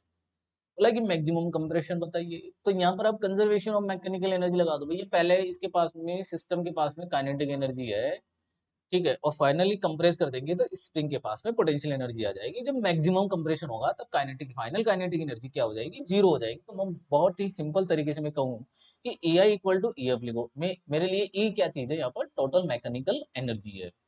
Initially आप कहोगे तो initially kinetic energy है, potential energy zero है। Final कहेंगे तो final में kinetic energy जो है ना वो जीरो है, और पोटेंशियल एनर्जी है। तो यहाँ से आप half M we naught square कर दीजिए, और यहाँ से आप हाफ के एक्स मैक्स स्क्वायर कर दीजिए, ठीक है। तो आपके पास में आपका एक्स मैक्स जो है ना वो आ जाएगा v naught square root m by k, ठीक है, ये आ जाएगा। Find potential energy of chain mass m placed on hemispherical surface of radius r. तो ये एक चेन है, सीधी सीधी एक चेन रखी हुई है, सोचो एक सीधी सीधी एक चेन रखी हुई है जिसकी लेंथ एल है, सोचो जिसकी लेंथ क्या है एल है। अब हम जानते हैं कि चेन है, उसका टोटल मास उसके सेंटर पर होगा, टोटल मास सेंटर पर होगा। अब आप इसको है ना सेमी सर्कल या हेमी स्पेरिकल सरफेस में आप इसको रख रहे हो, तो क्या चीज मतलब एक सेमी रिंग बन रही है ना, ये रिंग सेमी रिंग बन रही है, सेमी रिंग बोलेंगे इसको, सेमी रिंग बोलेंगे इसको, ठीक है। तो ये लाइक सेमी रिंग बन रही है, तो आप इसको ऐसे सोचो कि जो इसका मास है वो ही तो ऊपर गया है ना भाई, ये मास एम जी, यहाँ पर वेट लग रहा था एम जी, आपने इसको सेमी स्फेरिकल रिंग में कन्वर्ट किया, तो इसका मास शिफ्ट हुआ है, सेंटर ऑफ मास शिफ्ट हो गया, ठीक है, क्योंकि सेमी स्फेरिकल रिंग का जो सेंटर ऑफ मास है वो यहाँ पर होगा, रिंग का सेमी रिंग का सेंटर ऑफ मास होता है, ठीक है, वो कहाँ होता है 2r/पाई पर होता है। बस इतना डिस्प्लेस हो गया, पहले यहाँ था अब वो मास यहाँ आ गया, बस वर्क डन कितना हो जाएगा। तो इस हिसाब से वर्क डन जो होगा, वैसे वर्क डन यहाँ नेगेटिव शो करना चाहिए था, बट वर्क डन यहाँ पर हो जाएगा अब एम जी n into y c m, तो सी एम कितना है 2r/पाई, तो option D is the correct answer. Ball is release from horizontal position then find its speed when it rotated by 60 degree. बोला कि इसको यहाँ से रिलीज किया हॉरिजॉन्टल से, ठीक है, और जब ये 60 डिग्री पर पहुंचे, जब ये 60 डिग्री पर पहुंचे तब इसकी स्पीड बतानी है आपको। ऐसे सिचुएशन में हम क्या करते हैं कि जहां से इसको है ना छोड़ा गया, रिलीज किया गया, वहां को हम रेफरेंस लाइन कंसीडर करें, तो उस रेफरेंस लाइन पर जो पोटेंशियल एनर्जी होगी वो तो जीरो हो गई। इस रेफरेंस लाइन के रेस्पेक्ट में एम जी इसको नीचे लेकर आ रहा है, तो इस जगह पर इसकी यहाँ पर पहुंचते पहुंचते इसकी पोटेंशियल एनर्जी मतलब रेफरेंस लाइन के बिलो पोटेंशियल एनर्जी नेगेटिव होगी। तो हम यहाँ पर लिख सकते हैं भाई फाइन इनिशियली तो अभी टोटल एनर्जी जीरो है ना, रेस्ट सिस्टम छोड़ा इसको रिलीज किया है, ठीक है। तो ऐसी सिचुएशन में यहाँ फाइनली जब ये 60 डिग्री पर पहुंचा है, तो बेटा सबसे पहले तो आपको ये हाइट जो है ना बस ये इंपॉर्टेंट है, ये निकाल लो, ये एल है, ठीक है, तो ये बेस हो गया, ये हाइपोटेनियस हो जाएगा, तो बस ये चीज निकालनी है इसको, ये चीज निकालनी है कि हाइट कितनी है इसकी, कितना बिलो चला गया।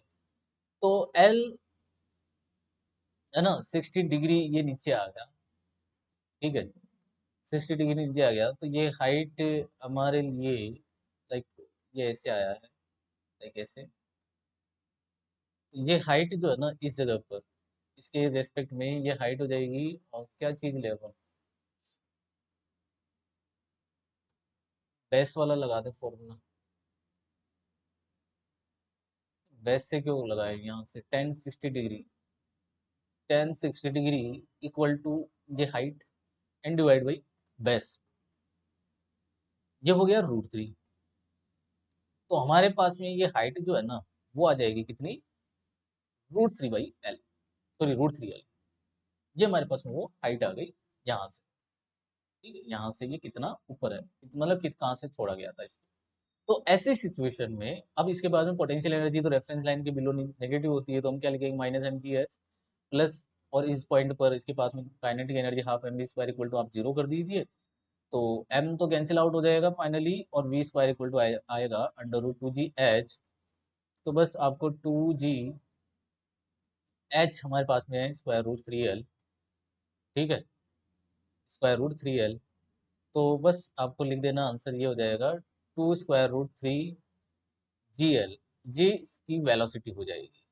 ठीक है, ये इसकी वेलोसिटी होगी। ओके, नेक्स्ट है vertical spring with force constant k is fixed on a table, a ball of mass m at a height h above the free upper end of the spring। देखो अगर यहाँ पर vertical spring रखी हुई है और मैंने यहाँ पर इस पर एक कंटेनर लगा दिया, बोला कि एच हाइट जो है वहां से, एच हाइट से एक बॉल को रिलीज करेंगे यहाँ से। ठीक है, the spring falls vertically on the spring so that the spring is compressed by a distance d। अब बोला कि ये स्प्रिंग जो है ना वो कंप्रेस हो जाती है बाय d से, स्प्रिंग कंप्रेस हो जाती है बाय d से, d से कंप्रेस हो गई। ठीक है, नेट वर्क डन पूछा गया है इस प्रोसेस के अंदर, तो बड़ा ही सिंपल है कि ओवरऑल इसकी kinetic change in kinetic energy zero है। तो ओवरऑल इसका जो वर्क डन जो होगा वो आप देखोगे, तो स्प्रिंग एक तो ग्रेविटी वर्क डन करेगी, एक स्प्रिंग वर्क डन करेगा। स्प्रिंग का वर्क डन कैसा होता है, नेगेटिव होता है। ठीक है, तो अब सोचो कि ये पहले एच हाइट तक है, अब यहाँ से ये डी हो गया, तो ग्रेविटी के लिए ये पूरी ओवरऑल हाइट कितनी हो गई बेटा, एच प्लस डी हो गई। तो ग्रेविटी वर्क डन करेगी mgh+d। और स्प्रिंग जो वर्क डन करेगी, स्प्रिंग कितना कंप्रेस हुई यहाँ से, इक्विलिब्रियम पॉइंट से डी कंप्रेस हुई है, तो -12 k d² and that is equal to 0। तो ये मतलब वर्क डन है, ये ओवरऑल वर्क डन है, नेट वर्क डन है। तो ए ऑप्शन इसका करेक्ट आंसर हो जाएगा।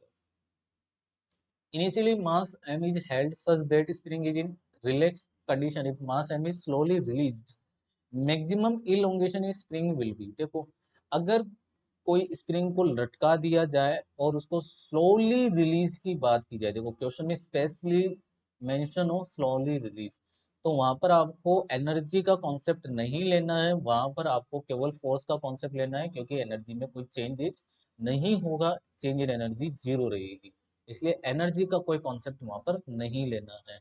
ठीक है, तो यहाँ पर आपको फोर्स का ही कॉन्सेप्ट लेना है ओनली। तो बस आपको के एक्स जो है वो एम जी के इक्वल करोगे, तो एक्स आपका आंसर आ जाएगा mg/k।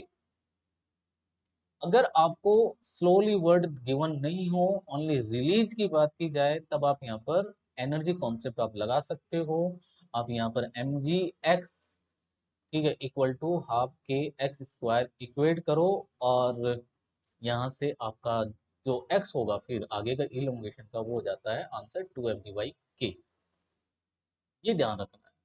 ठीक है, a block of mass m is placed on a smooth inclined plane at an angle theta and is connected to a spring of spring constant k। The block is released from rest, ना कि slowly released।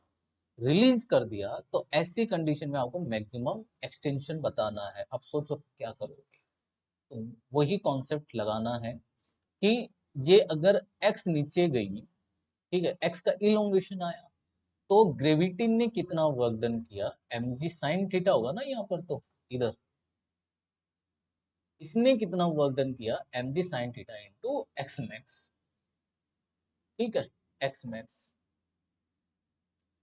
और spring का negative होता है, तो मैं इसको equate में कर देता हूँ ½ k एक्स मैक्स।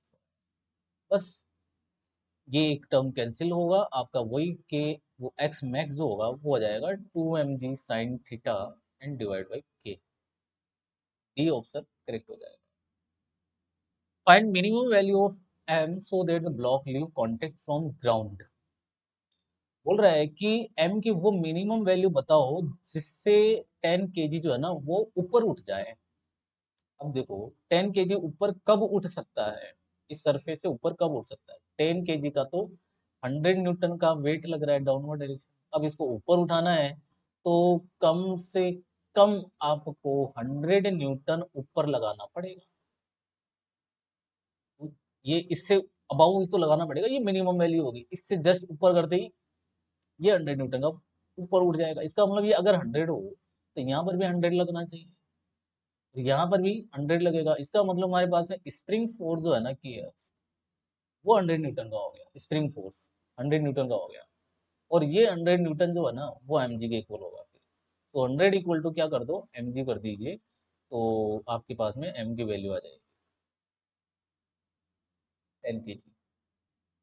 तो m की मिनिमम वैल्यू 10 kg होनी चाहिए। Ball of mass 2 kg is released from height 10 meter as shown. It moves on a smooth horizontal track and compress spring of spring constant k if horizontal track AB is rough with mu 0.3 and length of track AB is 25 meter, then maximum compression in spring will be। maximum compression बताना है, मतलब overall change in kinetic energy zero है। आप work energy theorem लगाकर भी आप इसको solve कर सकते हो, work energy theorem. Mechanical conservation of mechanical energy नहीं लगेगी, क्यों? क्योंकि यहाँ पर फ्रिक्शन है। कंजर्वेशन ऑफ मैकेनिकल एनर्जी तब लगती है जब नॉन कंजर्वेटिव फोर्स वहां पर प्रेजेंट नहीं हो, क्योंकि फ्रिक्शन फोर्स क्या है, फ्रिक्शन क्या है, यहाँ पर नॉन कंजर्वेटिव होता है। तो यहाँ पर आपको क्या लगाना है, work energy theorem. Work energy theorem से work by the gravity force वो कैसा होगा, पॉजिटिव होगा, क्योंकि ग्रेविटी डाउनवर्ड डायरेक्शन में लग रही है, डिस्प्लेसमेंट वर्टिकल हमें दे रखा है 10 मीटर का। तो मैं सिंपल सिंपल लिखूंगा mgh। Work done by the friction force ये नेगेटिव होगा, ये लिखेंगे माइनस म्यू mg, ठीक है। और ये इंटू एक्स लिख देता हूँ, प्लस, और work done by the spring, spring का वर्क डन नेगेटिव होता है तो हम इसको लिखेंगे माइनस हाफ के x square and equal to 0। ये एक्स मैक्स है इसका, हमें पूछा क्या है, इसका मैक्सिमम कंप्रेशन।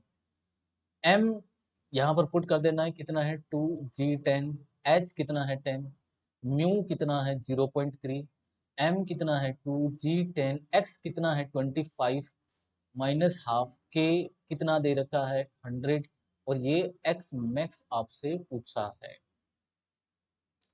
तो सोल्व कर लेना है, तो ये कितना हो गया यहाँ पर 200 माइनस ये 3 हो गया, ठीक है। और 3 × 2 कितना हो गया 6, और 25 × 150, ठीक है, मतलब 150। और यहाँ से हो गया -50 एक्स मैक्स स्क्वायर, यहाँ से 50 बच गया। तो हमारे पास में एक्स मैक्स साफ साफ दिख रहा है, कितना आ रहा है, एक्स मैक्स आ गया हमारे पास में √1, मतलब 1 metre. Option A is the correct answer. Find tension at A B C D. Vertical circular motion का कॉन्सेप्ट है, क्वेश्चन है। ए बी सी पर, डी पर आपको टेंशन फोर्स बताना है। देखो टेंशन फोर्स के लिए यहाँ पर टेंशन फोर्स टी जो होगा उसके लिए इसका weight force mg downward direction में होगा, और एक सेंट्रीफ्यूगल फोर्स होगा इस जगह पर, ठीक है। तो ओवरऑल यहाँ पर जो टेंशन फोर्स लगा ए पॉइंट पर, तो सिंपल है mg plus mv0 square divide by L लगेगा। बट जब ये इस जगह पर पहुंचेगा तो इस जगह पर आपको स्पीड चाहिए होगी। स्पीड के लिए यहाँ पर ये v आपको फाइंड करना है, तो कंजर्वेशन ऑफ एनर्जी लगाकर आप यहाँ पर b पॉइंट पर स्पीड निकालो पहले।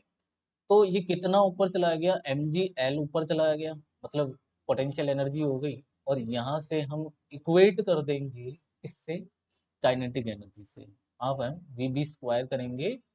तो हमारे पास में वीबी स्क्वायर जो है ना वो आ चुका है अब कितना, 2gl, ये 2gl हो जाएगा वीबी स्क्वायर। अच्छा, इसको इनिशियली काइनेटिक मैंने गलत कर दिया, कंजर्वेशन ऑफ एनर्जी लगाना है ए से बी तक का। ए पर काइनेटिक एनर्जी है ना, आप एम वी नोटिस, बी पर पहुंचेगा तब इसके पास में पोटेंशियल एनर्जी होगी mgl, ठीक है, plus kinetic energy half M v b square.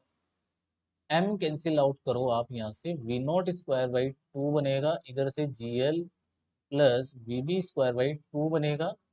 तो 2 से 2 कैंसिल कर दो, 2 यहाँ लगा दो, तो वी बी स्क्वायर वो हमारे पास में आ जाएगा v naught square minus 2 GL। ये आ गया वी बी स्क्वायर। बस अब यहाँ पर टेंशन फोर्स जो होगा, इस जगह पर टेंशन फोर्स टी बी जो होगा वो सेंट्रीफ्यूगल फोर्स के इक्वेट होगा केवल, क्योंकि एम जी तो डाउनवर्ड जा रहा है इसका। तो ऐसी सिचुएशन में tension force at the b point हो जाएगा m v b square divide by l हो जाएगा। तो वी बी स्क्वायर जो है ना वो हमारे पास में है v naught square minus 2GL divide by l, तो ये इसका आंसर हो जाएगा। तो डी पॉइंट पर भी ये होगा, सेम लेवल के लिए सेम ही रहेगा टेंशन फोर्स, तो डी पर भी सेम ही आएगा। तो ये इक्वेट हो गया हमारे पास में टी डी। अब सी पॉइंट पर जब ये पहुंचेगा तो इस जगह हमें स्पीड की रिक्वायर्ड होगी, इस जगह पर स्पीड, तो वही kinetic energy, conservation of energy लगाएंगे, तो half M we naught square equal to C point पर conservation of energy M G, और डिस्प्लेसमेंट हो गया 2L का, ठीक है, plus half M we C square, M cancel out हो जाएगा, और फाइनली वी सी स्क्वायर जो है ना वो आएगा we naught square minus 4GL। ठीक है, अब इस जगह पहुंचेगा तो टेंशन फोर्स डाउनवर्ड डायरेक्शन में होगा, ठीक है, टेंशन फोर्स ये डाउनवर्ड डायरेक्शन में होगा, एम जी डाउनवर्ड डायरेक्शन में होगा, बट सेंट्रीफ्यूगल फोर्स ये अपवर्ड डायरेक्शन में होगा। तो अब सी पॉइंट पर टेंशन फोर्स जो है ना वो क्या हो जाना चाहिए, T C equal to m we C square upon l minus M g हो जाएगा। एम कॉमन ले लीजिए, ठीक है, या वी सी स्क्वायर की वैल्यू पुट कर दो यहाँ से, v naught square minus 4GL and divide by l minus M g, इसको आपको सोल्व कर लेना है, आपका टेंशन फोर्स सी पॉइंट पर आ जाएगा। Next, a particular mass m attached to the end of a string of length 1 meter, length L, is released from the horizontal position. The particle rotates in a circle about O as shown. When it is vertically below O, the string makes contact with a nail and placed directly below, okay, and as rotate around for the particle to swing completely around the nail in a circle. Find H. H हमें find करना है, ज़्यादा कुछ नहीं करना है। देखो बेटा, इसमें आपको क्या करना है कि ये लेंथ एल दे रखी है, बोला कि यहाँ पर एक कील है, जब ये आएगा है ना, ये ऐसे घूमता हुआ आएगा, तो ये स्ट्रिंग जो है ना इसका कुछ पार्ट यहाँ पर टकरा जाएगा, है ना। अब टकराने के बाद में जो लोअर पार्ट बच गया वो वर्टिकल सर्कुलरली मोशन कर जाएगा। तो बस आपको इस जगह की वेलोसिटी ले लेनी है। तो आपको इस जगह की कंजर्वेशन ऑफ एनर्जी लगा के पहले वेलोसिटी निकालो, और फुल सर्कुलर मोशन के लिए हम जानते हैं कि यहाँ की वेलोसिटी होनी चाहिए स्क्वायर रूट 5GR होनी चाहिए। तो इसके लिए आर बताए क्या होगी, रेडियस जो है वो क्या हो चुकी है, आर, ये वाली आर, ये है आर, ठीक है, आर इसके लिए हो गई एल माइनस एच हो गई। तो अब आपको यहाँ पर कंजर्वेशन ऑफ एनर्जी लगाकर ये वी निकालना, उसको वी को इसके साथ में इक्वेट कर देना, आंसर आ जाएगा। तो कंजर्वेशन ऑफ एनर्जी लगाएं तो मैं सिंपल इसको लिखूंगा क्या चीज कि भैया m g l equal to half M we square कर दिया, ठीक है, एम से एम कैंसिल आउट हो जाएगा, और ये वी इक्वल टू आ गया स्क्वायर रूट 2GL। बोला कि ये इक्वल होना चाहिए इसके। अब यहाँ पर बस आपको आर की वैल्यू पुट कर देनी है, under root 2GL equal to 5G l minus h, और ये स्क्वायर रूट आपका कैंसिल हो गया, 2GL equal to 5G l minus 5GH हो जाएगा, जी कैंसिल आउट हो गया, और ये 5H इक्वल टू 3L बच गया, तो H इक्वल टू आ गया 3/5 इंटू, इसका आंसर होता है। A ball of mass 1 kg release on then maximum possible tension in string will be, बोला कि मैक्सिमम पॉसिबल टेंशन, भैया मैक्सिमम पॉसिबल टेंशन वो कहाँ होगा, जहाँ पर स्पीड ज्यादा होगी। तो अब हम जानते हैं कि स्पीड तो हमें यहीं पर मिलेगी, लोअर पॉइंट पर, लोवेस्ट पॉइंट पर, जब ये नीचे आएगा इसे रोटेट करता हुआ। तो ये कुछ पॉइंट इससे कुछ हाइट पर है, ये हाइट जो है ना बस ये हमें जान लेनी है। ये हाइट तो हमने पीछे अभी क्वेश्चन में सोल्व किया था, ये L one minus cos theta के इक्वल होगी। ठीक है, तो यहाँ पर आपको v निकालना है। v निकालने के बाद में हमें टेंशन फोर्स बता देना है। टेंशन फोर्स कैसे बताएंगे, तो कंजर्वेशन ऑफ एनर्जी लगाकर सबसे पहले हम v निकालेंगे। v निकालने के लिए मैंने लिखा एम जी एच, एच हमारे पास में है l, one minus cos 60 degree, equal to मैंने काइनेटिक एनर्जी कर दूंगा इस जगह पर। ठीक है, एम से एम कैंसिल आउट हो जाएगा, कॉस 60 डिग्री 1/2 होता है, तो 1 - 1/2 1/2 बचेगा, तो जी एल बाई टू हो जाएगा, equal to v square by two हो जाएगा। टू से टू कैंसिल आउट होगा, वी स्क्वायर इक्वल टू हमारे पास में जी एल आ गया। ठीक है, अब टेंशन फोर्स देखो, टेंशन फोर्स के लिए ऊपर टेंशन फोर्स टी लगेगा, नीचे क्या लग रहा है एम जी लग रहा है, और नीचे क्या लग रहा है M we square upon L का सेंट्रीफ्यूगल फोर्स लग रहा है। तो ओवरऑल अब यहाँ से tension force T equal to maximum M ji plus M we square upon L कर देंगे। So M ji plus M we square हमारे पास में है जी एल, तो जी एल बाई एल करेंगे, एल से एल कैंसिल आउट हो जाएगा, एम जी कितना हो जाएगा 2 mg, है ना। ये हो जाएगा 2 mg हो जाएगा। एम की वैल्यू हमारे पास में कितना है 1 है, जी की वैल्यू 10, तो आंसर आना चाहिए 20 metre. A stone is rotated in a vertical circle speed at the bottommost point is square root 8 g r, where r is the radius of circle. The ratio of tension at the top and the bottom. Top और bottom पर हमें tension force का ratio बताना है। जब vertical circular motion की बात आती है, तो उसका जो लोवेस्ट पॉइंट होता है और वहां की स्पीड हमें गिवन है, और स्ट्रिंग की बात की जा रही है यहाँ पर, तो यहाँ स्पीड हमें गिवन है square root 8 g r lowest point पर, बॉटम पॉइंट पर। तो आपको ध्यान रखना है कि कोई भी पॉइंट होता है बस 90 डिग्री पर, हर एक 90 डिग्री पर स्पीड में से दो माइनस कर देना है। तो यहाँ की स्पीड जो है ना वो हो जाएगी 6 root square root g r. ठीक है, यहाँ की जो स्पीड है वो हो जाएगी कितनी, स्क्वायर रूट 4 g r, ये हो जाएगी बस। अब टेंशन फोर्स की बात करते हैं, तो यहाँ पर टेंशन फोर्स टी ऊपर की तरफ है, वही एम जी नीचे, और वही m we square upon r लगेगा। यहाँ पर टेंशन फोर्स की बात करेंगे तो यहाँ टेंशन फोर्स डाउनवर्ड डायरेक्शन में होगा, नीचे एम जी लगेगा, ऊपर की तरफ एम वी जो भी है टॉप पॉइंट का स्क्वायर अपॉन आर हो जाएगा। तो ये हमारे पास में होगा, तो टेंशन फोर्स बॉटम पॉइंट पर टेंशन फोर्स हो जाएगा यहाँ से m ji plus M we square upon r, तो वी स्क्वायर करेंगे तो कितना आ जाएगा 8 g आर अपॉन आर करेंगे, तो आर से आर कैंसिल होगा, एम जी होगा सॉरी ये। ठीक है, M we square upon r है ना, तो ये 9 mg हो जाएगा हमारे पास में। बॉटम पॉइंट पर टेंशन फोर्स 9 mg हो गया, और टॉप पॉइंट पर जो टेंशन फोर्स होगा वो माइनस कर दो, सीधा सीधा मुझे दिख रहा है 3 mg आएगा। ठीक है, क्योंकि टी जो होगा वो हो जाएगा m v t square r, है ना, upon r minus M G, m v t square upon r minus M g हो जाएगा। वी टी स्क्वायर हमारे पास में है 4 g r, तो यहाँ पर 4 mg बच गया माइनस एम जी, तो यहाँ से 3 mg बनेगा। टॉप से बॉटम का बताना है हमें, टॉप से बॉटम का बताना है, तो 1:3 आंसर आ जाएगा।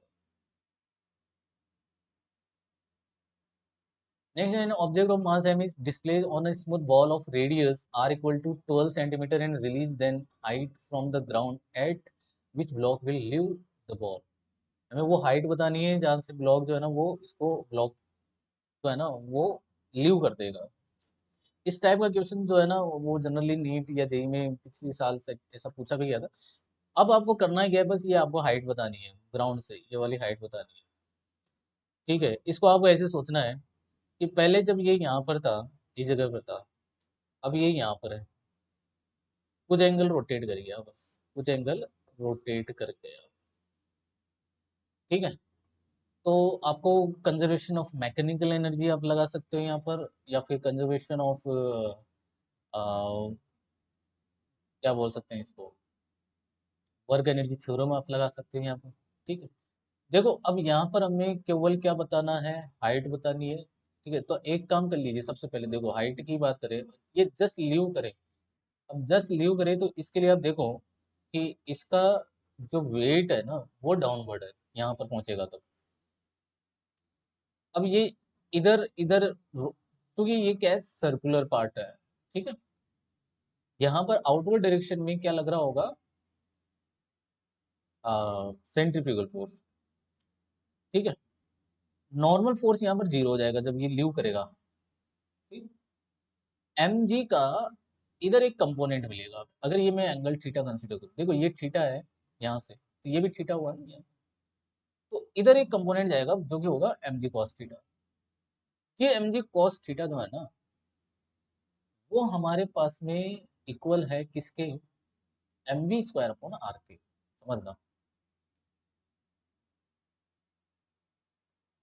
Capital r. एम से एम कैंसिल आउट हो जाएगा यहाँ से, और हमारे पास में वी स्क्वायर जो है वो आ जाएगा only r into g cos theta.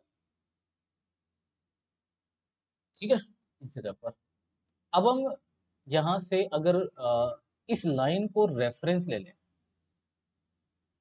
इस लाइन को रेफरेंस ले लें, क्योंकि मैं एच फाइंड करना है, तो इस लाइन को अगर हम रेफरेंस पॉइंट कंसीडर कर लें, तो ऐसी सिचुएशन में इस जगह पर इसके पास में टोटल एनर्जी है क्या, एम जी आर, इस जगह पर। ठीक है, एम जी आर। अब यहां पर पहुंचेगा तब इसके पास में टोटल एनर्जी क्या है, M G h plus half M we square है। ठीक है, अब हम इसको सोल्व करते हैं। हमें इसके लिए आई थिंक थीटा की भी रिक्वायर्ड होगी, तो थीटा तो निकल जाएगा, तो बड़ी बात नहीं है। M G r equal to M G h. अब एच हमारे पास में, एच तो हमें फाइंड करना है, सॉरी एच तो हमें फाइंड करना है, half M we square, v हमने लिखा r g cos theta, r g cos theta. अब ये कॉस थीटा दिक्कत कर रहा है एच फाइंड करने में, एम तो कैंसिल आउट हो गया, तो अब कोस थीटा क्या हो यहाँ से, तो कोस थीटा के लिए देखो बेटा, ये आर है, देखो ये आर हमें, है ना, कुछ वैल्यू कुछ एच के टर्म में लिख दे तो, है ना, यहाँ से काम हो जाएगा, यहाँ से काम हो, एच के टर्म में ले लेते हैं इसको। तो हम क्या करते हैं कि ये वाला एंगल 90 माइनस थीटा कर देते हैं, या ये थीटा था तो सामने वाली साइड क्या हो गई, ये वाली परपेंडिकुलर हो गई, ये बेस हो गई, और ये हाइपोटेनियस जो कि आर है, तो कोस थीटा आ रहा है हमारे पास में सीधा निकल कर। तो भैया कोस थीटा जो है वो हमारे पास में एच बाई आर के इक्वल है, ये वैल्यू पुट कर देनी है इस जगह पर। तो ये जी आर बचा हुआ था, इधर जी एच बचा हुआ था, इधर G R by two cos theta की जगह एच बाई आर, तो ये हो गया हमारे पास, sorry h by r, g भी कैंसिल आउट हो गया। क्लियर, तो r equal to h plus h by two, तो ये हो गया 3h/2, तो एच आ गया हमारे पास में 2r/3, तो 2/3 इंटू आर कितना है 12, 312, तो ये हो गया 8 सेंटीमीटर, इसका करेक्ट आंसर हो जाएगा। A particle moves with the velocity v vector equal to 5 I cap minus 2 j cap minus k cap meter per second under the influence of a constant force F vector 2 I cap। Okay, instantaneous power पूछी है, तो instantaneous power का हम formula जानते हैं, F vector dot v vector होता है, F vector 2 I cap plus 5 j cap minus 10 k cap and dot 5 I cap minus 2 j cap minus k cap। यहाँ से 5 इंटू टू 10 माइनस 10 प्लस 10, तो 10 वाट बच जाएगा। Okay, body of mass 2 kg begins to move under the action of a time dependent force F vector। देखो यहाँ पर time dependent force given है 60 I के प्लस 60 स्क्वायर जे के, बोला है कि हमें पावर बतानी है इन टर्म्स ऑफ टी, तो power P equal to F vector dot v vector होता है, वी वेक्टर हमें चाहिए, वी वेक्टर के लिए हमें ए वेक्टर हम निकाल सकते हैं जो कि होता है f vector divide by m कर दें। ठीक है, तो यहाँ से एफ वेक्टर है उसमें एम कितना है 2, 2 से डिवाइड करेंगे तो 2 3 जा 6 प्लस 3t स्क्वायर जे के, ये ए वेक्टर आ गया।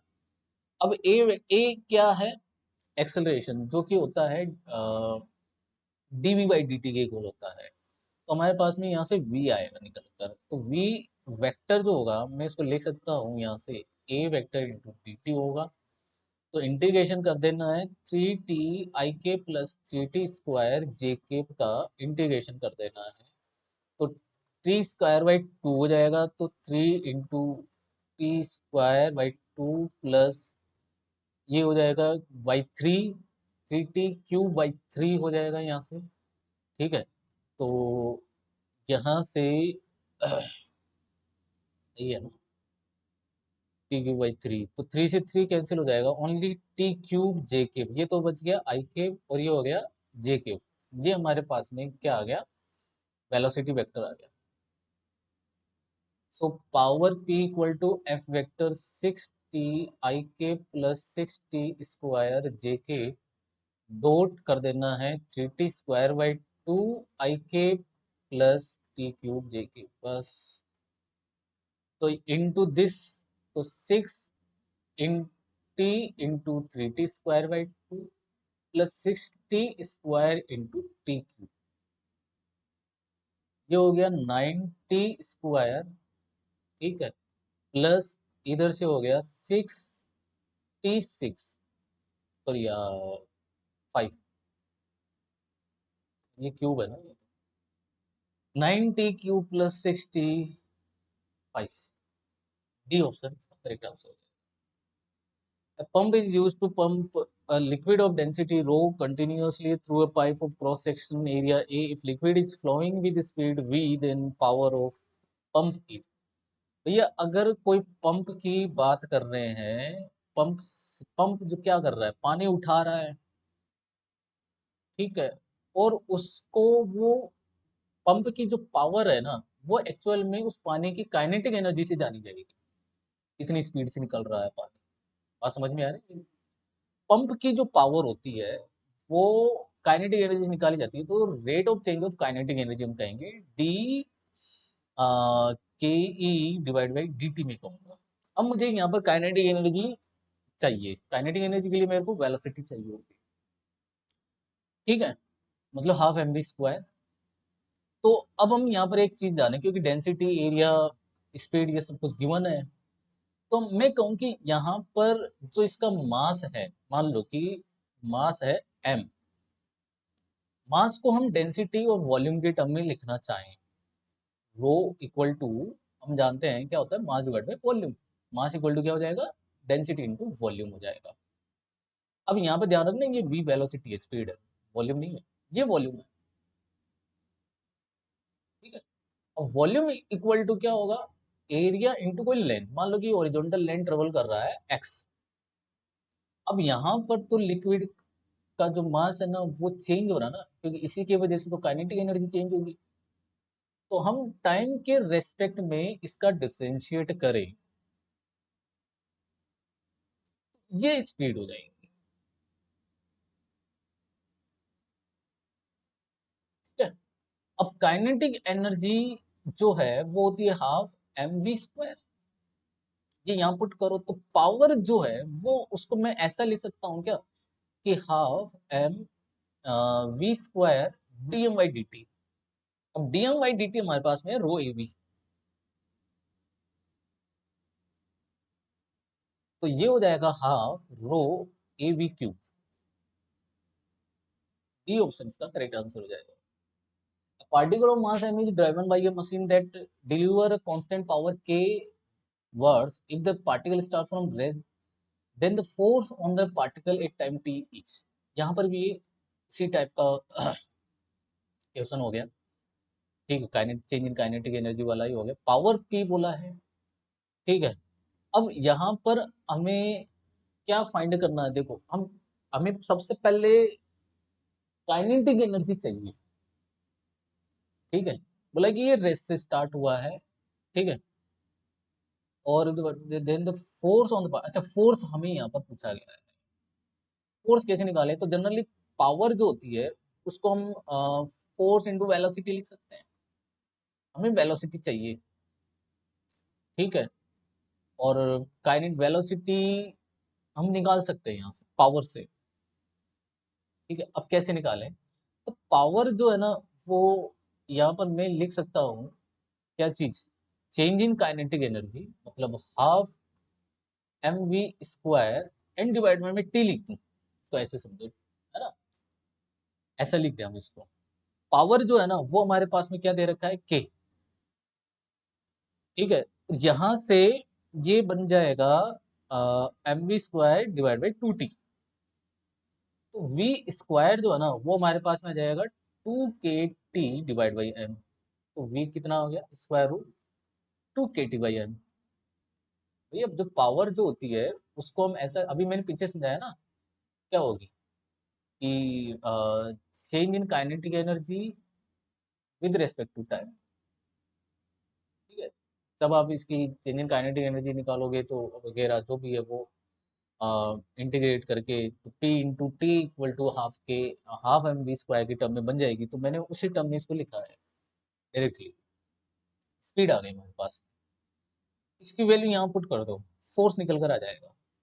अब यहाँ पर पी हमें क्या लिखना है, के, जो कि गिवन है। फोर्स निकालना है, वी हमारे पास में आ गया square root 2 k t by M. So F equal to K square root M upon 2 k t बन जाएगा, रिवर्स होकर। इस के को अंदर ले जाओ, एम के square divide by 2 k t हो जाएगा। के से के कैंसिल आउट हो गया। अब ये टी पर पावर देखो, ये ऐसे पावर -1/2 के टर्म में लिखा हुआ है। सो फोर्स इक्वल टू हम लिख सकते हैं एम के डिवाइड बाई 2। अब ये टी पावर 1/2 ऊपर जाएगा, माइनस हो जाएगा, तो टी पावर -1/2 हम लिख सकते हैं इसको। सो एम के डिवाइड बाई 2 टी पावर -1/2, मतलब बी ऑप्शन इसका करेक्ट आंसर हो जाएगा। तो बेटा ये आपका वर्क एनर्जी थ्योरम, इसका एक सिंपल सा एक शॉर्ट सा वन शॉर्ट था। आई थिंक मैंने मोस्टली क्वेश्चन, मोस्टली कॉन्सेप्ट जो है मैंने इसमें पूरे के पूरे कवर किए। ठीक है, अच्छा लगा है तो फिर से एक बार सपोर्ट करिए, लाइक करिए, सब्सक्राइब करिए और शेयर सेव जरूर करिएगा। इन फ्यूचर आपके नीट या जे मेंस में ये लेक्चर, ये वीडियो आपके रिवीजन में बहुत यूजफुल रहेंगी। ठीक है, तो आज के लिए इतना ही, थैंक यू।